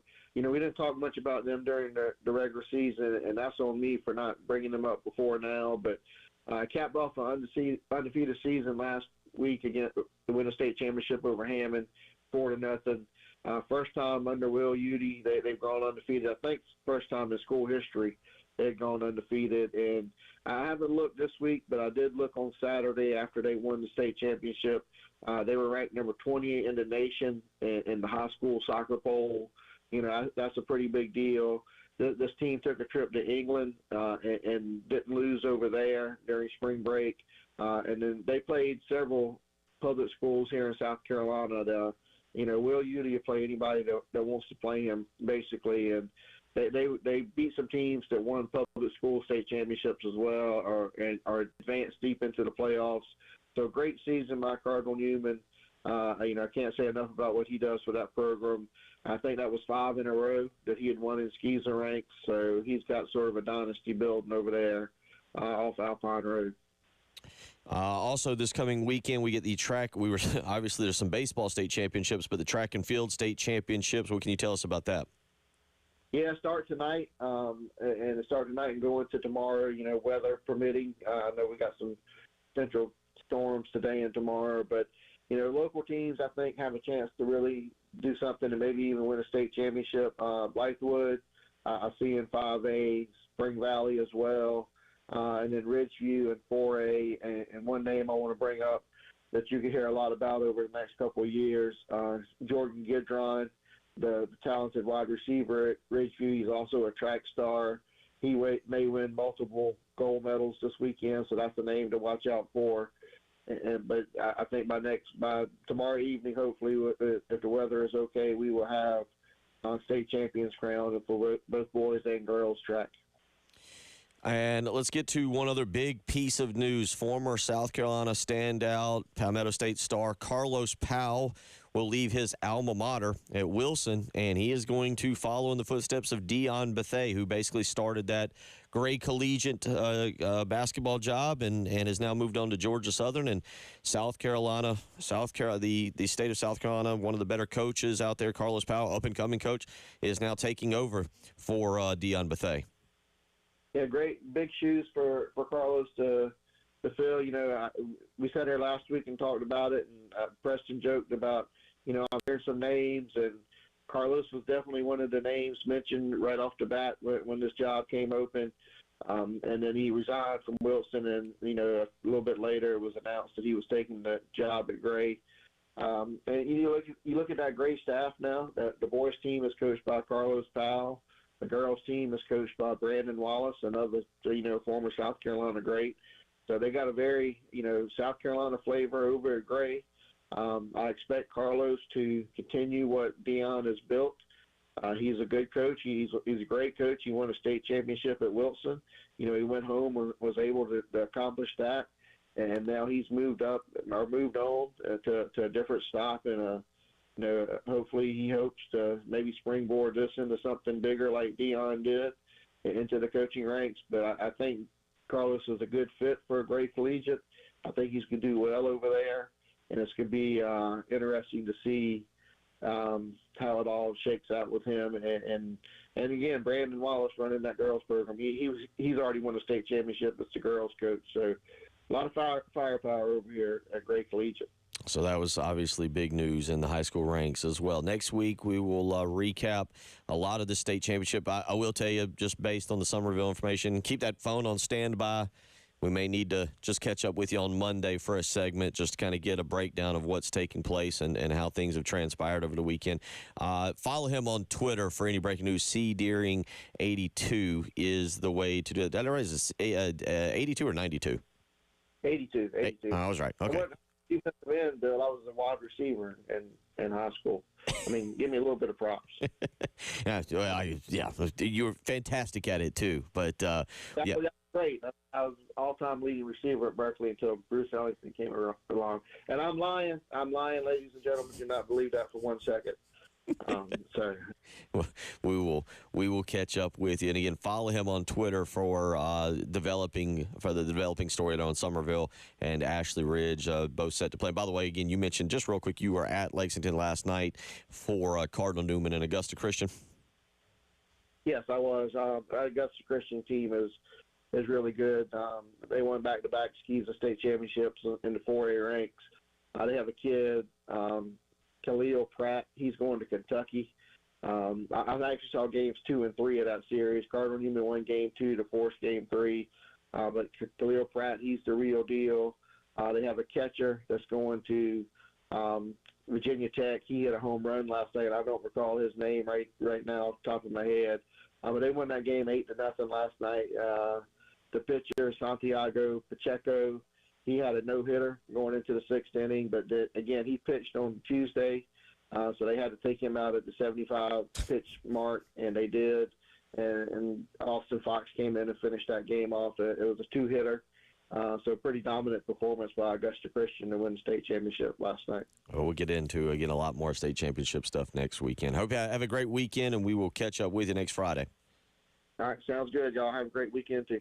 You too. Take care. Chris Deering joining us again. Follow him on the Twitter X machine at cdeering82 there for updates on anything with Somerville and Ashley Ridge this morning.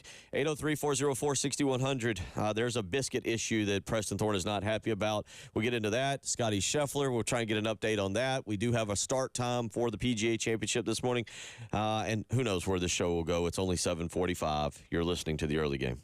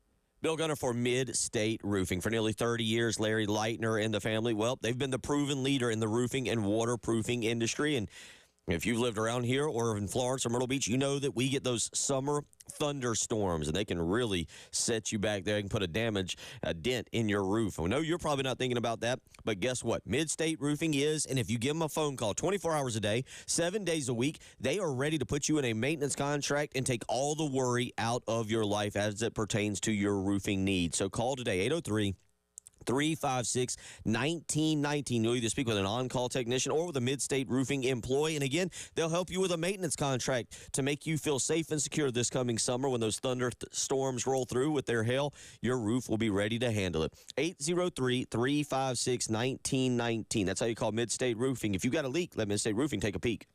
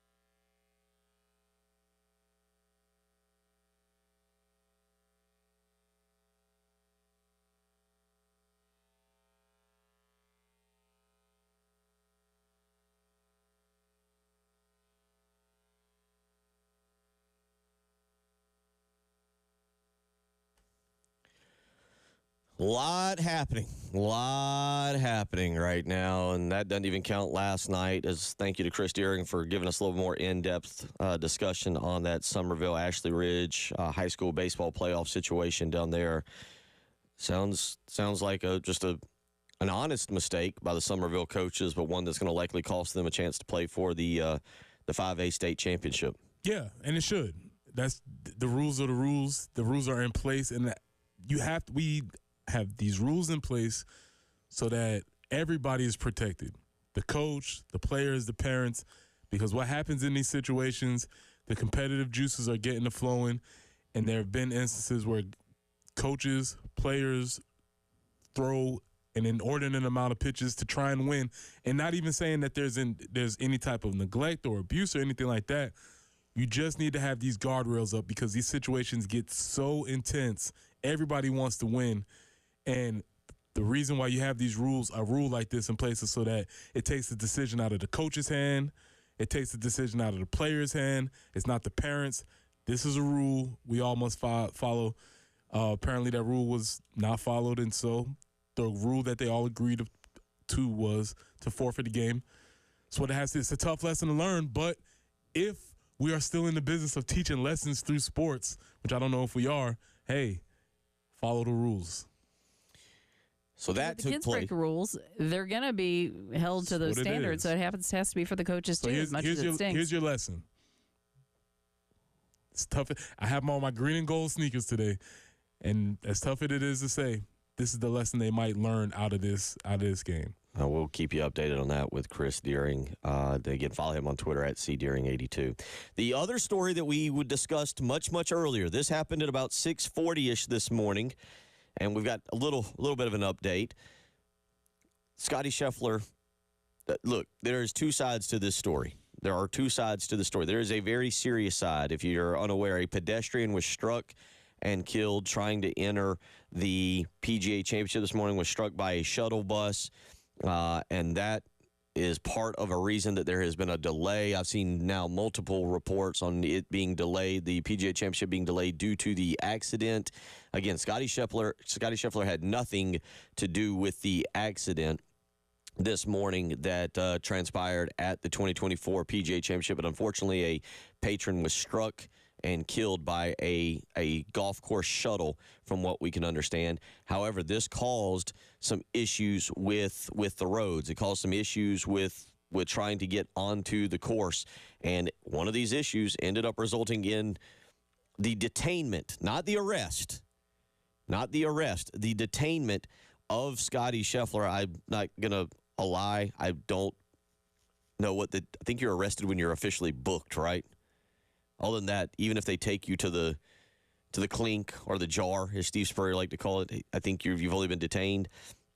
But it did lead to Scotty Scheffler being placed in handcuffs. Jeff Darlington is where we first saw this, ESPN reporter who is there. He actually has video of Scotty Scheffler being led away in handcuffs and placed in the back of a cop car. And the video that he has posted 30 minutes ago shows a police officer then trying to back him away. I cannot hear the audio because, as you can tell, I'm doing a radio show, but I will go back and see exactly what the audio does say. But this is the tweet from Jeff Darlington this morning at 6:35 a.m. that we talked a lot about. It says, world number one golfer Scotty Scheffler has been detained by police in handcuffs after a misunderstanding with traffic flow that led to his attempt to drive past a police officer into Valhalla Golf Club. The police officer attempted to attach himself to Scheffler's car, and Scheffler then stopped his vehicle at the entrance of Valhalla. The police officer then began to scream at Scheffler to get out of the car. When Scheffler exited the vehicle, the officer shoved Scheffler against the car and immediately placed him in handcuffs. He is now being detained in the back of the police car. That was an hour and 20 minutes ago that Jeff Darlington put that out. And of course, we spent most of the end of the 6 o'clock hour talking about this.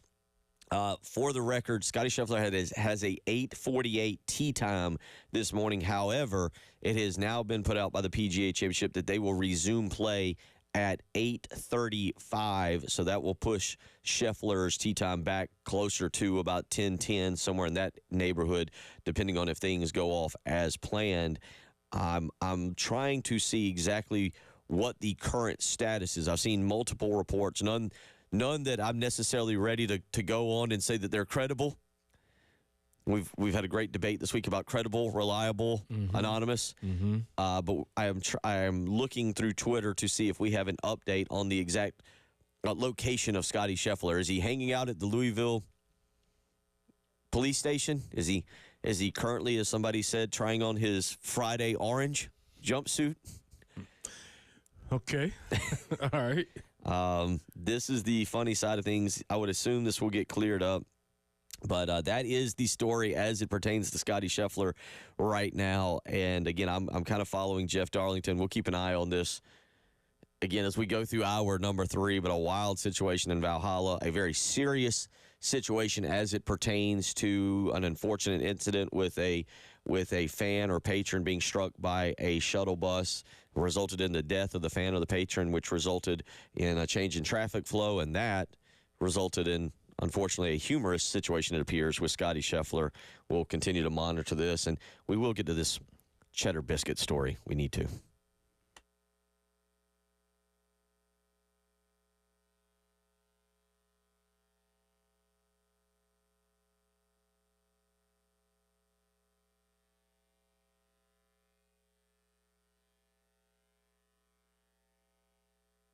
Bill Gunner for AAA Heating and Air. You can beat the seasons by contacting Roy and Dana Finley, and boy, do you need to right now. All right, it's not going to make sense at first, but I'm going to tell you what. Roy and Dana Finley are shaking things up. They're telling their customers no.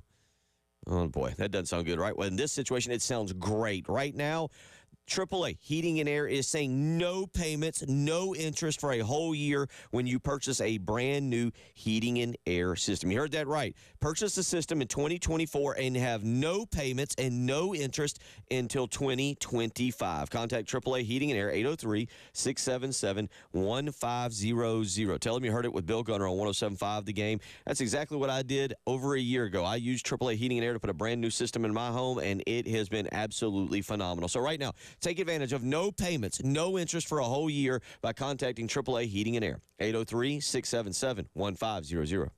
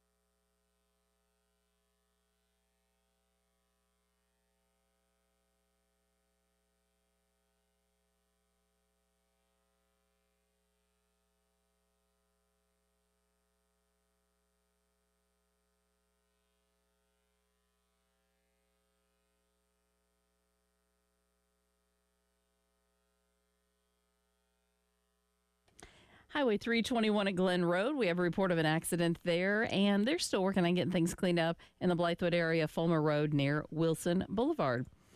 83 for the high today. You might see some afternoon or evening showers and storms. Easy for me to say. My goodness, it is Friday. Showers or storms later this afternoon or this evening. Tomorrow, scattered thunderstorms and a high of 83. Increased showers even more so on Sunday. 77 will be the high. And then, of course, it clears out for the start of the work week. Fantastic. 80 on Monday under cloudy conditions. Right now, 65.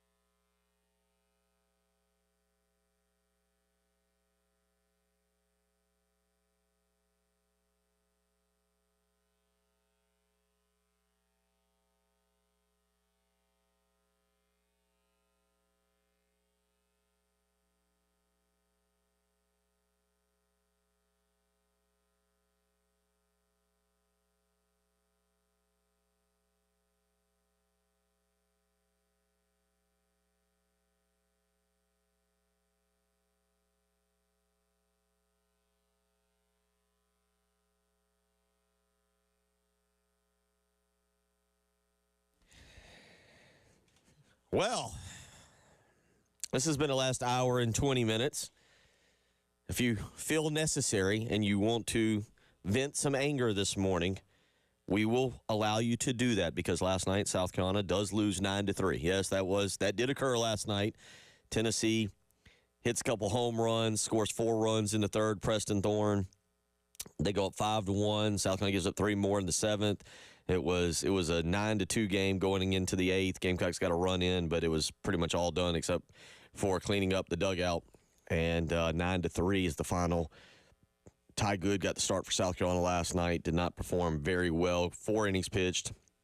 Gave up 6 earned runs, 5 hits, walked 4, struck out 4, 3 wild pitches, and then Tennessee rolls. And now we have discussed that a little bit. We actually, we spent about the first 35 minutes of the show discussing that. And if you want to weigh in, I think Preston and I both agree, like, it is what it is.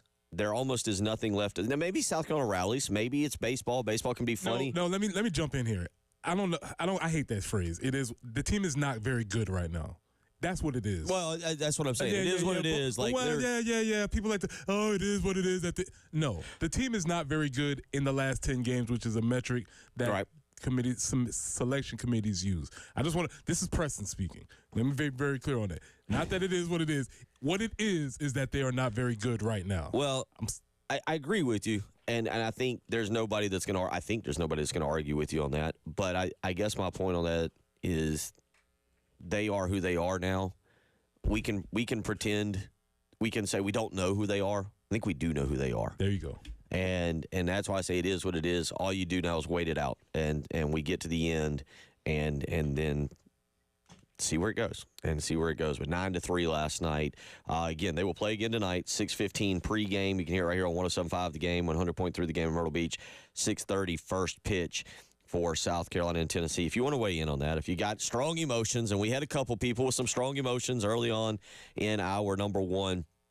Certainly, we are not going to turn away phone calls or text messages if you want to weigh in with that. But it's been an interesting morning because as we were getting into that and starting to set up a few other topics, we played some audio and we were going to go down a path of Shane Beamer and wins losses goggles from J.D. Pickle on On3 Sports, and we were setting up to go down a path of Shane Beamer only to have news essentially get out. And it's kind of the wacky variety. There is, again, as you just heard in that last segment, if you heard it or if you're just tuning in now, Scotty Scheffler has been detained and apparently taken to jail. Again, I don't know where the distinction breaks. I say when you're booked, but when you go from being detained to being full-on arrested. So welcome to Street Law 101. This is Coach Thorne. If you're in 10th grade and you need an extra elective, here I am. If you're detained, what this means is that we are holding you in a position, maybe further investigating some information. Being detained does not mean that you will get arrested. Right. It means you possibly could get arrested. However, we are holding you in this position. When you are arrested, meaning this is done, and you're going to have to either pay a ticket or go to court for this. So there's hope when you are detained. There is, at least from what I have read, what I've tried to read, there is no definition as of yet. Jeff Darlington is the guy that's kind of reporting on this to I think make it clear. Like ESPN here is handling everything, which is interesting because I think of Jeff as a football guy. Well, he is. His bio says ESPN NFL reporter. Yeah, so Jeff's like, I don't even know what I'm doing. No. Here, man. He has posted another video 43 minutes ago of Scotty Scheffler being led away in handcuffs, and then there is, I'll call it a conversation, not to be overly dramatic, but a conversation with a police officer there at the scene. You can go and check it for yourself if you're getting into your office. At Jeff Darlington is how you look him up on Twitter.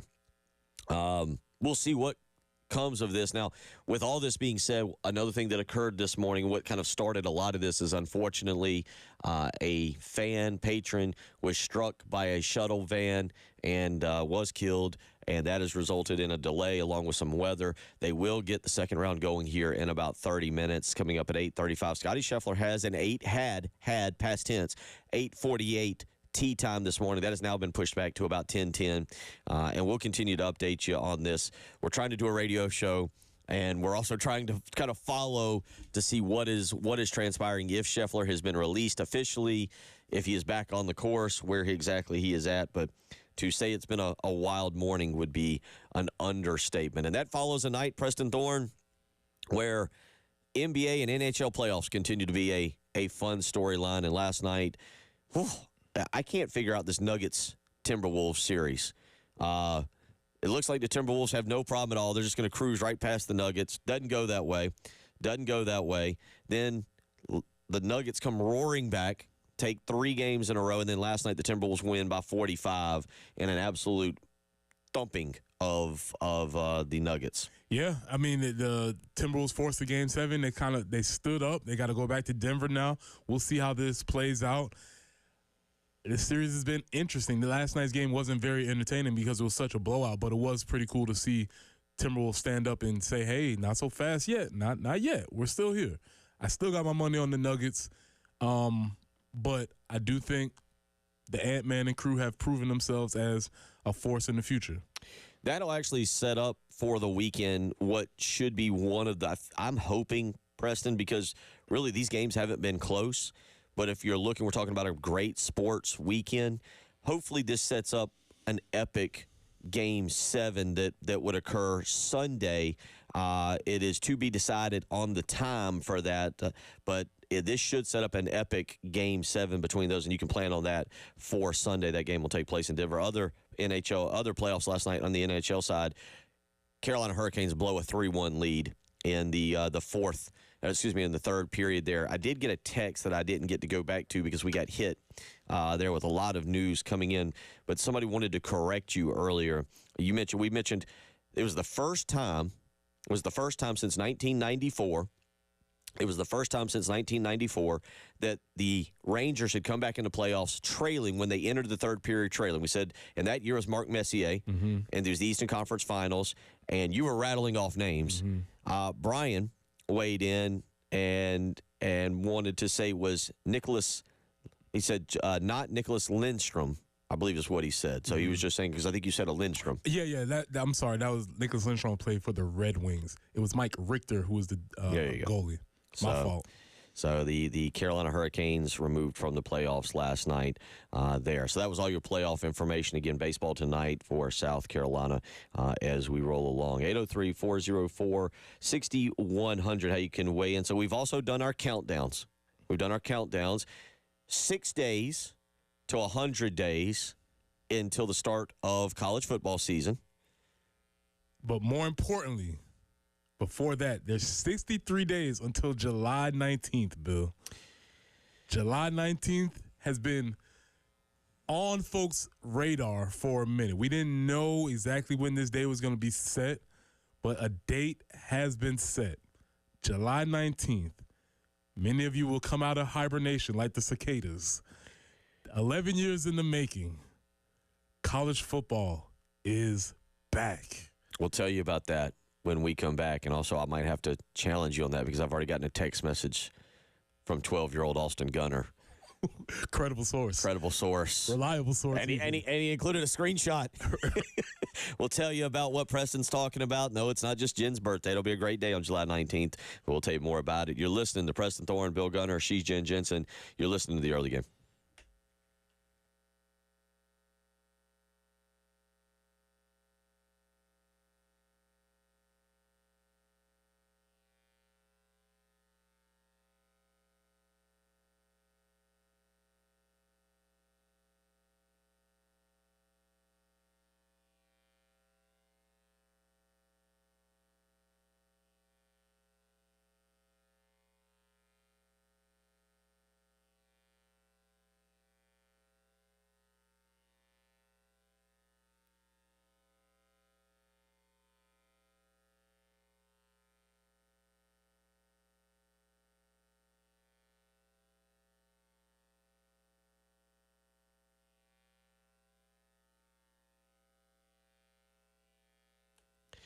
Bill Gunner for Love Chevrolet, where the springtacular sale is in full bloom. I tell you what, whatever you are looking for, Love Chevrolet, I-26 in Harbison between Lowe's and Frankie's Fun Park, whatever you're looking for, they have exclusive specials, whether it's a Suburban, a Tahoe, a Trailblazer, or one of those incredible Silverados. Now is the time for you to get behind the wheel and feel the possibilities of new adventures, new roads, and even new destinations. Head on over to Love Chevrolet, I-26 in Irmo between Lowe's and Frankie's Fun Park, and check out these springtacular savings that are taking place.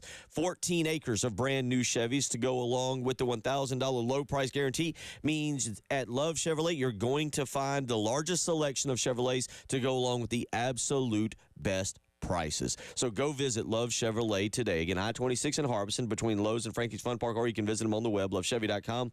Get out to Love Chevrolet, and together, let's drive.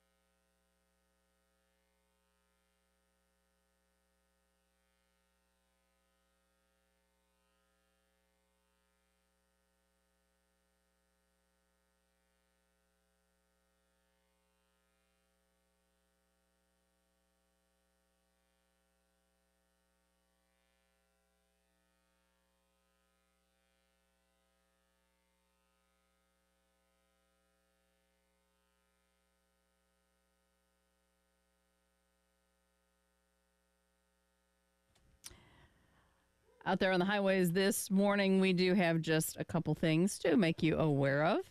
Actually, only one now. Earlier accidents have been cleared, but still working on Highway 321 at Glen Road. 83 will be our high today. Afternoon or evening showers possible to come in. Scattered thunderstorms tomorrow, 83. Showers increase on Sunday, a high of 77. And then we're back up to 80 on Monday with partly cloudy skies. But it's overcast right now, 65 on the early game.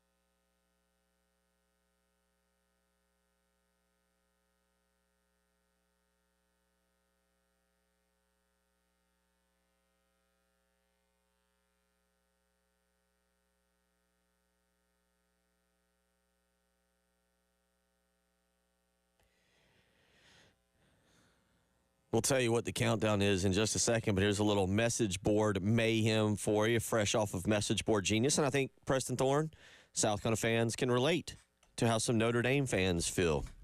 Now, you, back in the day, you had the beautiful, the elegant Russell athletic attire that was worn around campus. Yes. How'd we feel about that? Hey, when you walked in and saw a fresh box of drip from Russell Athletic.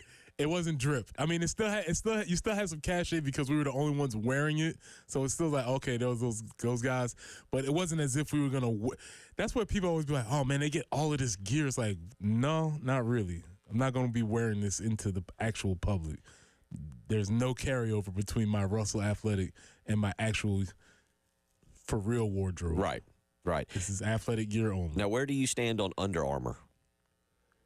As an athlete, I don't have any athletic opinion. I'm forced to wear Under Armour because I'll get a new Gamecock polo every year, and so I have to wear it. If I did not have to, if we were not Under Armour, there would probably be no Under Armour in my closet. Okay, so you've seen me. I'll wear these like quarter zips, and occasionally they're Under Armour. I kind of don't mind some of the Under Armour golf apparel, some of the golfing shorts and stuff. I know South Carolina fans have had enough of Under Armour.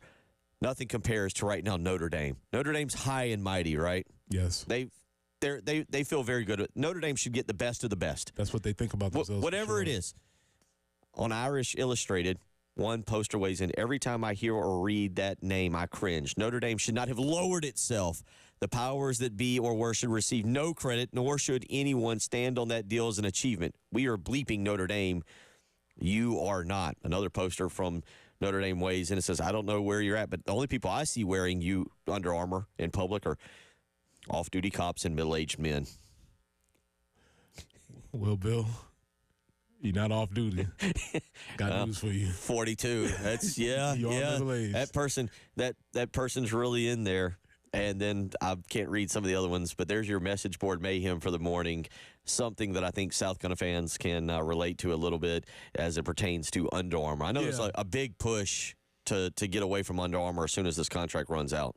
Well, if they throw more money, we might be there. That's why I went Notre Dame. They threw them a pretty substantial contract, and I guess Notre Dame said we'll take it. I think it really comes down to, for South Carolina, you need to look at Dawn Staley and say, what can you do for us with Nike and maybe even Jumpman?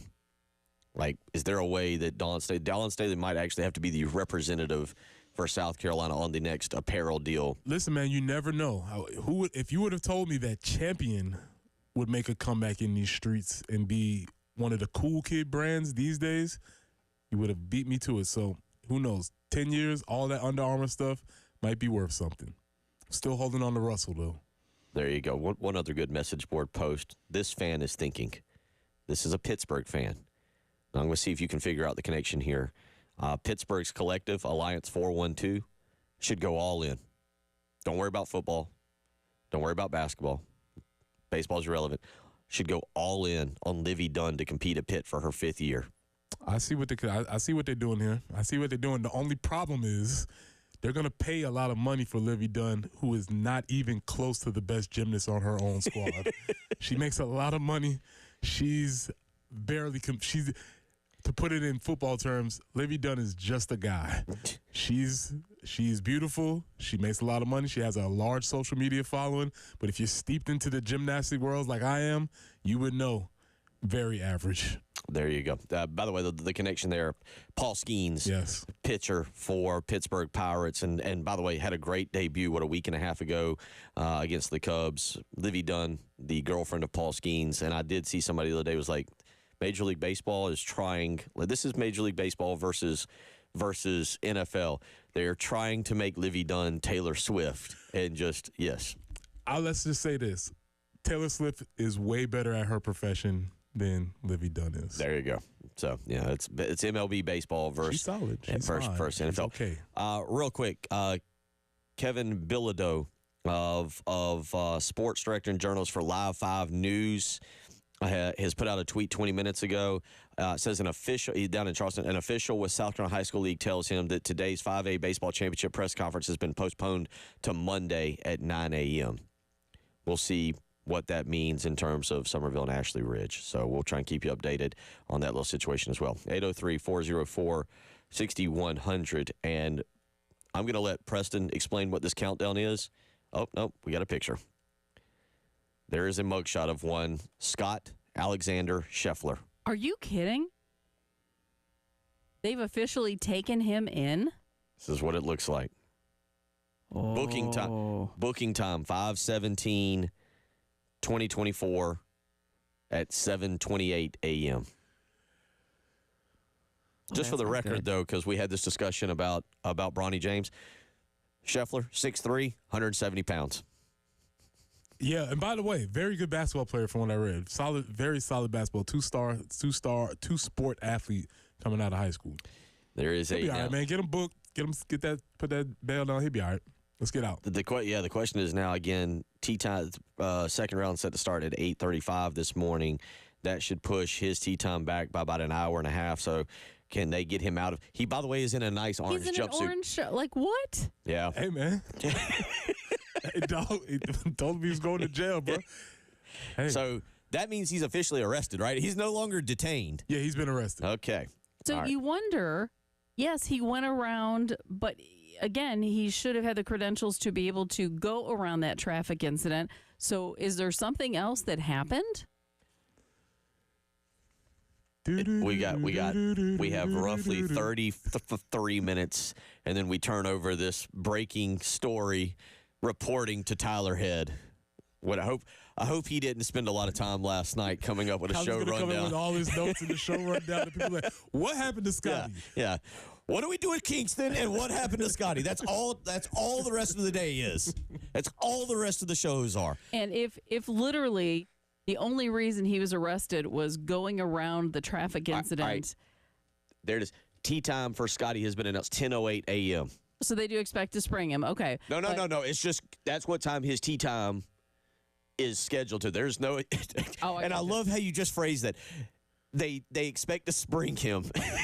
They got a team working on it. Chisels are out. You know what? Right now, though, I'm sure he has an attorney, and I bet that attorney is salivating over this case. If literally the only thing he did was go around that traffic incident. I hope he shows up to the first tee box in the orange jumpsuit and shoots 5 under. That would actually be pretty amazing. All right, we got 32 minutes left in this developing story this morning, but we have had countdowns galore. And are you saying my countdown's fraudulent? Is Austin saying that my countdown's fraudulent? So why don't you explain? All right, something we grew up on, especially in college. Tell everybody what this countdown, besides Jen's birthday, what we are counting down to on July 19th. Counting down to July 19th, the official release date of College Football 25. The EA Sports game is back. Long reported, speculated. They finally have found a way to get this thing done with the athletes, and now the game is going to be back on July 19th, or so I thought. So this morning, at 7:28 a.m., my son, Austin, who is – and look, I understand. I get it because at 12 and 11 – I mean, I remember playing Bill Walsh college football. That's when you'd have like Pullman versus Gainesville or Tuscaloosa versus Athens. You know, they couldn't license all the names. And I remember playing that. I remember loving to play with Florida. I think it was actually Florida because they could use the state and not Tallahassee. But I would play with Florida, and they had Shane Matthews as the quarterback, and Eric Rhett was my running back. And you ran student body left and student body right.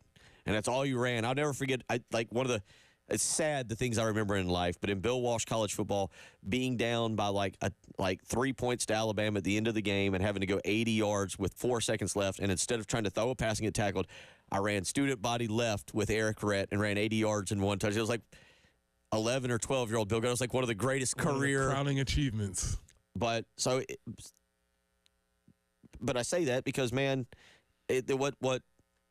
there is a generation of kids who have grown up without this game.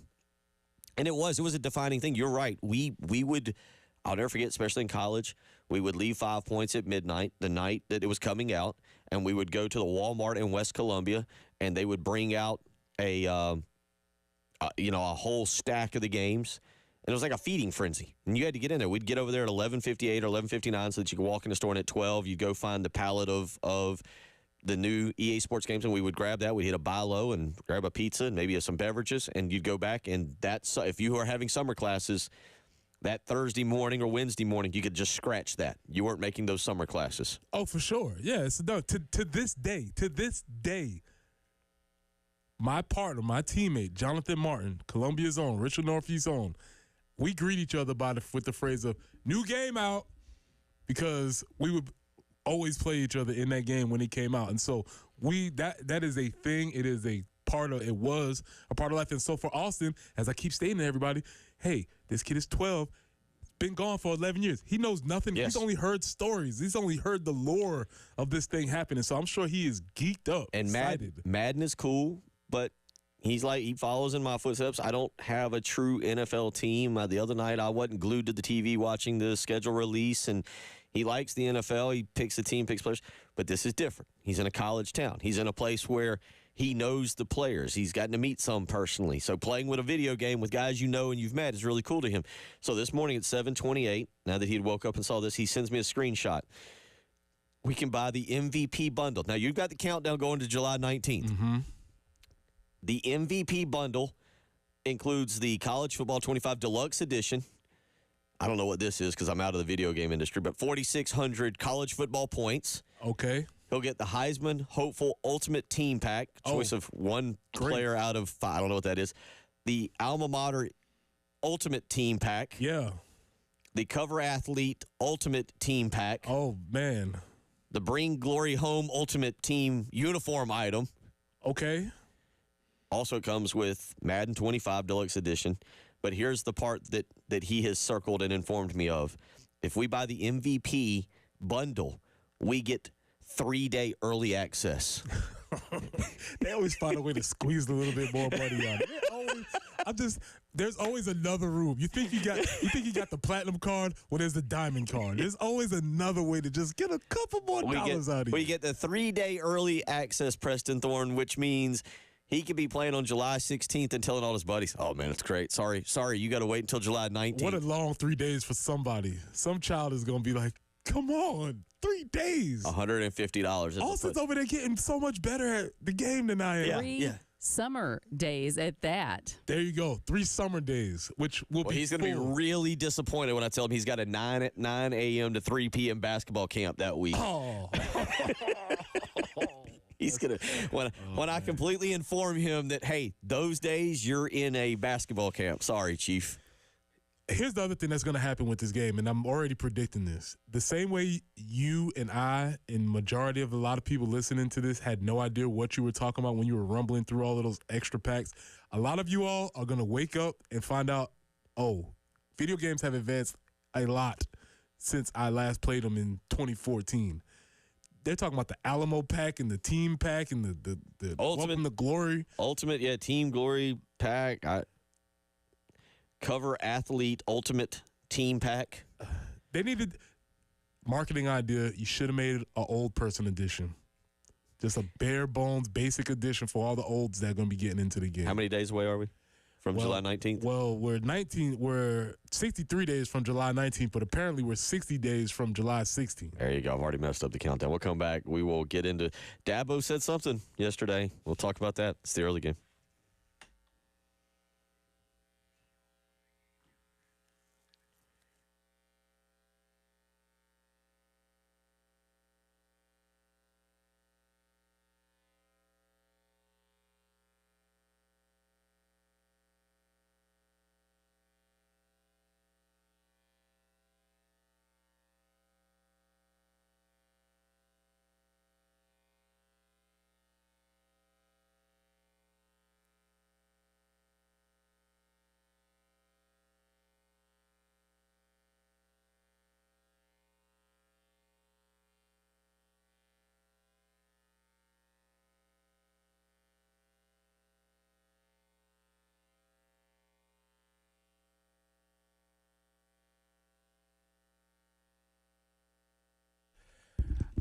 President, let me tell you about my friends at Integrated Media. Listen, I've been trying to tell you all year that you needed to get your outdoor setup ready. But, hey, maybe you just needed a countdown. So there's 63 days until July 19th when College Football 25 gets put out.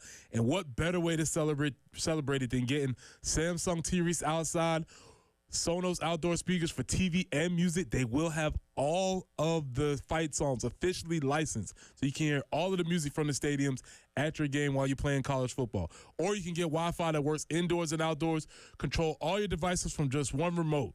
So from home theater setup to adjusting your thermostat or monitoring your security systems from your cell phone, Integrated Media is the company that you need to call. So call Nathan and Michael at 803-948-8327. That's 803-948-8327. Or check them out online at integratedmediainc.com.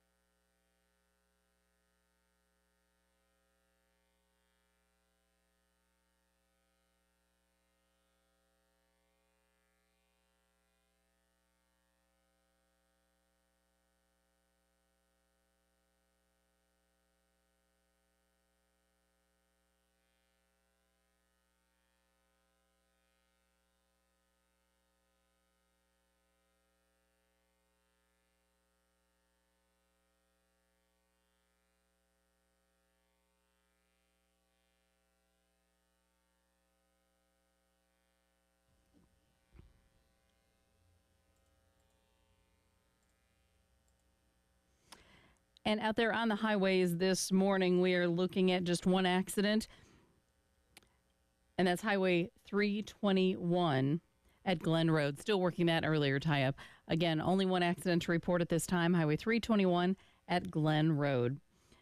Afternoon and evening showers are possible today. We'll have a high of 83. Some scattered thunderstorms tomorrow, 83 also for the high. And on Sunday, an increased chance of showers.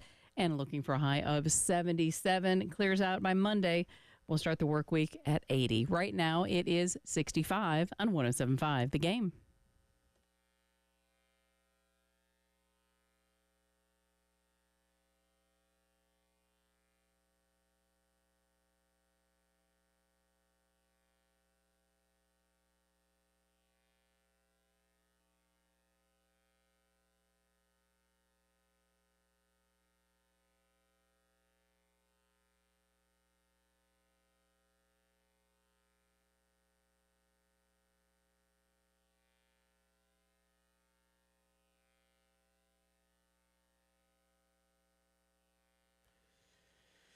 Oh, boy. What a morning. We just want to do a show. We just want to do a show. Jeez. Come on, Scotty. You know what? I'm just going to make it. We're going to make the joke. Mark Kingston is in Knoxville this morning going, man, I like me some Scotty Scheffler. My guy. It's my guy. Hey, I'm sorry. I've had to just, who knows where this 3 hours would have gone if not for that. But 803-404-6100. We do have a quick update. We mentioned there is a mugshot out. There is a mugshot out. Now, we go serious here for just a second. He has been charged now, according to Preston. Preston, you read it? According to a credible source on Twitter. Oh, yeah. Whatever that means. Thank goodness. So he has been charged with a second degree assault on an officer based on the events that they said that happened. However, those charges have been depressed, which means that the charges may or may not even stick. We're in the middle of the legal process. Welcome to the legal process, country. I'm not sure if everybody realizes this, but it can get messy. And sometimes things happen throughout the legal. Hey, kids, your Uncle Preston here. Don't get involved with the legal system. All right. Somebody sent this to me on Twitter. It's looks legitimate. It's an awful website. He has been charged with assault, second degree of a police officer, criminal mischief, third degree, reckless driving, disregarding signals from officers directing traffic. It says no future court date, no upcoming events. Now, real quick to this, and I don't know how this will work, but Preston, you read in the rule book. Preston did a deep dive into the rule book. Man, we got rule books. We have all types of stuff happening. Let me pull it up again. Let me find out where the rule book was. But essentially, according to some rule book deep down in there, if you are late for your tee time because they judge that there are extenuating circumstances, which I believe extenuating might qualify, then there's no penalty or breach of that. So still in good shape. Okay. All right. So we're more and more now coming out, and we will continue to monitor this. Now, I will say, because somebody sent a text in, Jen, per you were saying that the golfers were allowed to enter the course, that they had been given permission to kind of navigate traffic and enter the course, is what we understand. That is the report that I was getting from Mr. Darlington, how they were supposed to be, only golfers were supposed to be able to get in. And again, all of the vehicles that are used for the tournament are all well marked. So anybody who is personnel or a golfer, they're in these vehicles that have stickers, magnets, whatever on them and are marked. So it's very clear if he was in that particular vehicle, they should have known he was a golfer, or at least, given him the benefit of the doubt, checked ID, something like that. So he should have been able to go around. That's the understanding. But I don't know. It appears, I can't believe we're doing this morning, but what a morning. You think it's a morning. What about Scotty? Well, what you think Scotty said? They are reporting. This is light work. This is being reported that he has been released and he is on the way back to the course. Let's go. Now we need to. But again, like you said. Oh, no, wait. Now we get ESPN's telling me he's not yet released. Okay. But again, does he get to keep the orange shirt? Because I think that would be exactly. I think that would be spectacular. I don't think they would go for that at Augusta. Is that a violation of the dress code? It's not a collared shirt, so that could be a problem. At Augusta, yeah, this would be. But out there, he can just show up in the orange jumpsuit, I believe. Just and go right on out and play 18. Maybe we'll let him play with John Daly today. Just sticking with Daly. This is fascinating. It is one of the weirdest mornings of sports talk radio I've ever done. And he does have a history of a temper, correct? Well, no, wait a minute. That's the story I was reading yesterday. This guy has a temper. Who knows what he might do out there on the streets? We never know, Bill. He's a fierce competitor. Right. Who knows? There's a difference between 100%. But I don't think he's known to just. He's not known to be that abusive, like that he would. Well, even on the course, like Tiger Woods was known. It was known that you might want to turn the mic, or at least not have the sound on when Tiger was hitting a golf ball, because some colorful, we'll call it, language could come out if he didn't hit a shot to his pleasing. You know, we've seen guys slam clubs. To my knowledge, I'm not aware of Scotty doing any of this. Yeah. That's why it just all seems very interesting and somewhat out of character. So I'm not saying that the police are not telling the truth. I just am very curious as to what developed and why it. I don't know. How did we get here? How did we get here? Yes. I do have. All right. CBS Sports has reported that Scheffler has been released on his own recognizance and appears to be capable of meeting his 10:08 tee time. We have not followed a car chase this closely. Well, you know what? The other was thing, it 94? Said 94. we brought up 94 earlier today. So my other question is, will he get a police escort to get back to the? Listen, man. Thinking maybe not. Things get weird. Who knows? Sure, this is not what Scotty had on his bingo card when he woke up this morning. That's not what the plan was. But all's well that ends well in this scenario. 803-404-6100. I tell you what, let's go ahead and hit a break. I do want to get to this Dabo stuff. I mean, really? But listen. Do you want to just hold it? Let's hold it, because guess what? Dabo will say something stupid tomorrow again. Who knows? Okay. Because we thought we was done with Dabo yesterday, and he just keeps going. So. We got plenty of stuff to. We will get to all this, and I appreciate a lot of y'all who understand the show and who totally get it and are weighing in with your own jokes and memes. It's been bring them. It's very interesting. 803-404-6100. We'll come back. We'll wrap everything up. Scotty Scheffler watch 2024 in full effect. We'll keep an eye on that. Countdown to his tee time. Got a countdown to his tee time. There's a lot going on this morning. You're listening to the early game.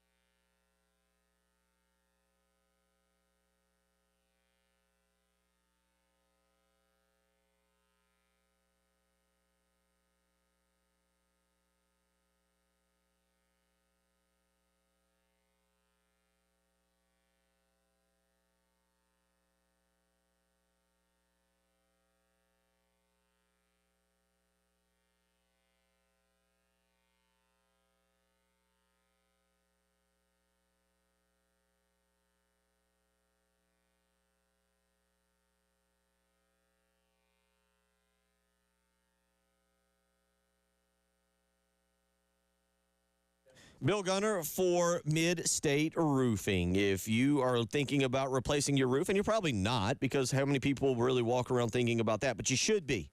And you know what? Mid-State Roofing is there to help you. With summer thunderstorms just around the corner, Mid-State Roofing will help make sure you think of it and make sure that you get the job done and it looks fantastic. For nearly 30 years, they've been the leader in the roofing and waterproofing industry, and they're ready to help you today. So contact Mid-State Roofing, because 24 hours a day, 7 days a week, Mid-State Roofing is there to make sure your roof is protected so that you won't have to think about it. 803-356-1919. Set yourself up with a maintenance contract today by contacting Mid-State Roofing. Allow them to use their protective to install a bonded system with a protective guarantee that'll keep your operation dry and running long into the future. 803-356-1919. If you've got a leak, let Midstate Roofing take a peek.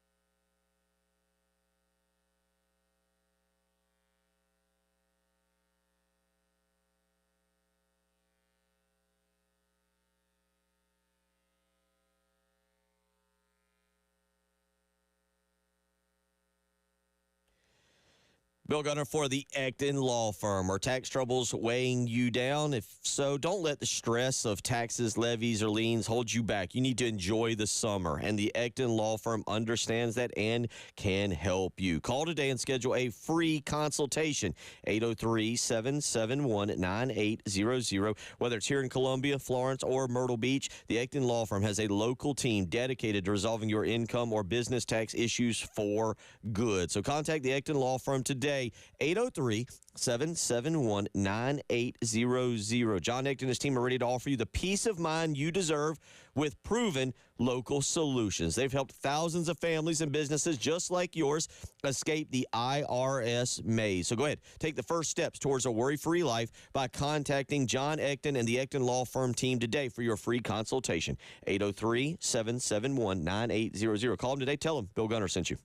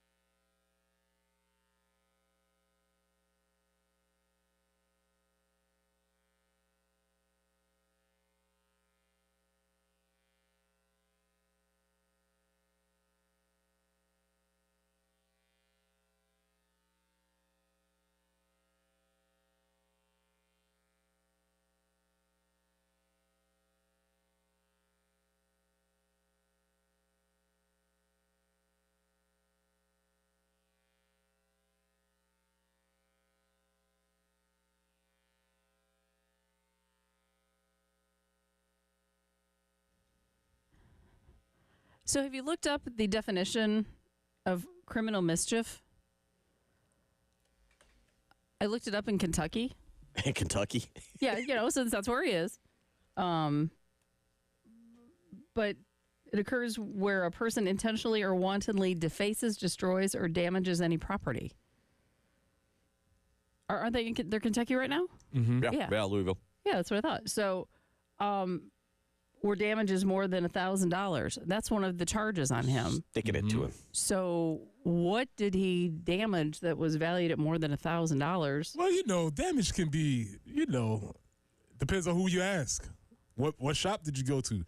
A broken mirror. That mirror could have been worth $1,000. Son, do you know you just broke this window? That window's going to cost you $1,000, and it's going to be second-degree felony assault. Mm-hmm.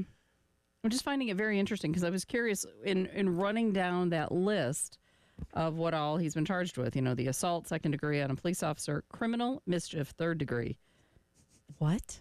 I'm not saying he didn't do it, but okay, can we have some details, please? Because what did he do that was valued of over $1,000 that he damaged, wantonly damaged? This isn't Tiger Woods and his wife with a golf club kind of a thing. Yeah, that happened. Yeah. I don't know. Golf is back? Wow. Golf is back. All right, PGA Tour. This also, I thank you for understanding the show, texter. Thank you for understanding the show.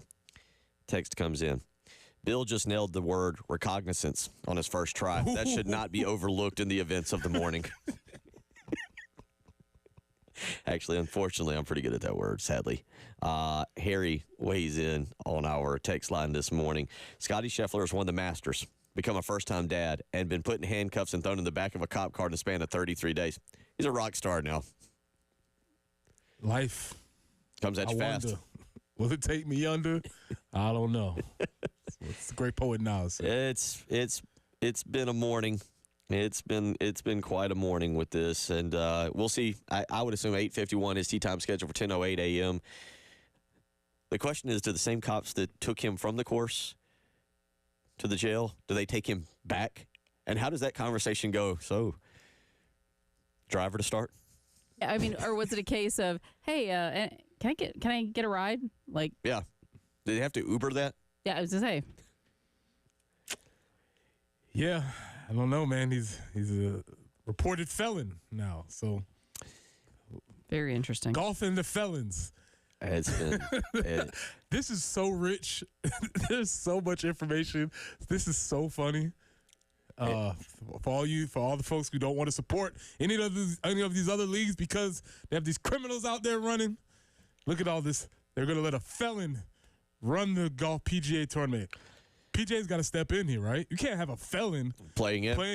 This is against the rule. This is against the gentleman's standards of the game. One more look at your traffic conditions out there this morning. Arrowwood Lane at Bush River Road. Also, I-77 northbound there at the Alexander's Bridge over the Congaree River. That's mile marker 4. And still working on earlier tie-up Highway 321 on the police car. Glen Road. We can't have this guy. Rodney helps out. Again, I love our correspondents. Today, I appreciate each and every one of you. The cops do not provide transport from the jail. It's a one-way trip for them. On Sunday, looking for showers and a high of 77. I wonder where his attorney was at this morning. And was his attorney awake? Because that's the other fun part of this. Yeah, but see, I'm sure Scotty Scheffler's attorney is probably dealing like patents and trademarks and things of that nature. Real estate. He's not a real estate attorney. He doesn't have a criminal attorney. He's like, yeah, I guess I can. Scotty did what? I guess I can handle it. Now, John Daly has a guy on retainer, I'm sure. I was saying, maybe he called John, hey, dude, I need a number. I need your guy. This also brings the question, why was he driving himself to the course? You've made a lot of money in the last now we're getting into it, yeah. You've made a lot of money the last. Don't you have somebody who just gets you to and from the course? Haven't we learned our lesson about trying to drive to and from golf courses? Just a lot of money there. What a morning. What a morning. It's been entertaining. A reminder coming up, there will be baseball played today. South Carolina tries to win a game. 6:15 pregame, 107.5 the game, 100.3 the game. In Myrtle Beach, 6:30 first pitch tonight. South Carolina tries to pick up a victory. I'm sure Tyler Head will discuss plenty of that coming up in the next 3 hours. Good luck, Tyler. Basketball playoffs tonight, too. Basketball playoffs. You get New York and Indiana. New York looks to close out the series. Think anybody even cares about that anymore? I would. Yes, I do. I think we have some concentric circles that may not meet. I think they're still invested in it. Hey, we not to interrupt you, but we do have tickets that we need to give away. That's a good point. We've lost track of that as well. 803-404-6100 this morning. I tell you what, we're going to give you right now a family 4-pack of tickets. Right now, 2 family 4-packs of tickets to Sunday's Columbia Fireflies game. Right now, call 803-404-6100. We'll give away 2 family 4-pack of tickets to Sunday's Fireflies game this weekend. Go ahead. Ring us up now, 803-404-6100. We'll give away those tickets. What a morning, Preston Thorne. Hey, man, we complain that we never get the break news, and here we are. This was a lot more breaking than anything else we've done. I'll say that. We'll be back on Monday. There's a lot of topics we want to get to. We'll do it then. Y'all have a good day.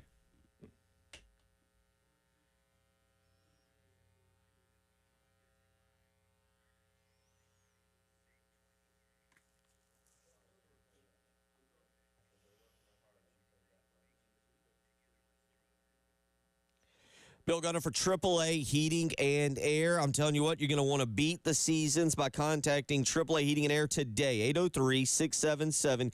AAA Heating and Air has a phenomenal deal taking place right now. For the next 12 months, they are offering with a brand new system purchase, no payments and no interest. That's right. All in 2024. Get a new system, and you will have no payments and no interest for a whole year. You've heard that right. Again, call AAA Heating and Air. Tell them you heard it with Bill Gunner on 107.5 The Game, and you will purchase a brand new system in 2024 and have no payments, no interest until 2025. Do like I did last year. I called AAA Heating and Air. They put a brand new heating and air system in my condo. Kept the house nice and cool during the summer and nice and warm during the winter. Call today. Find out more. 803-677-1500. Contact AAA Heating and Air today. Tell them Bill Gunner sent you.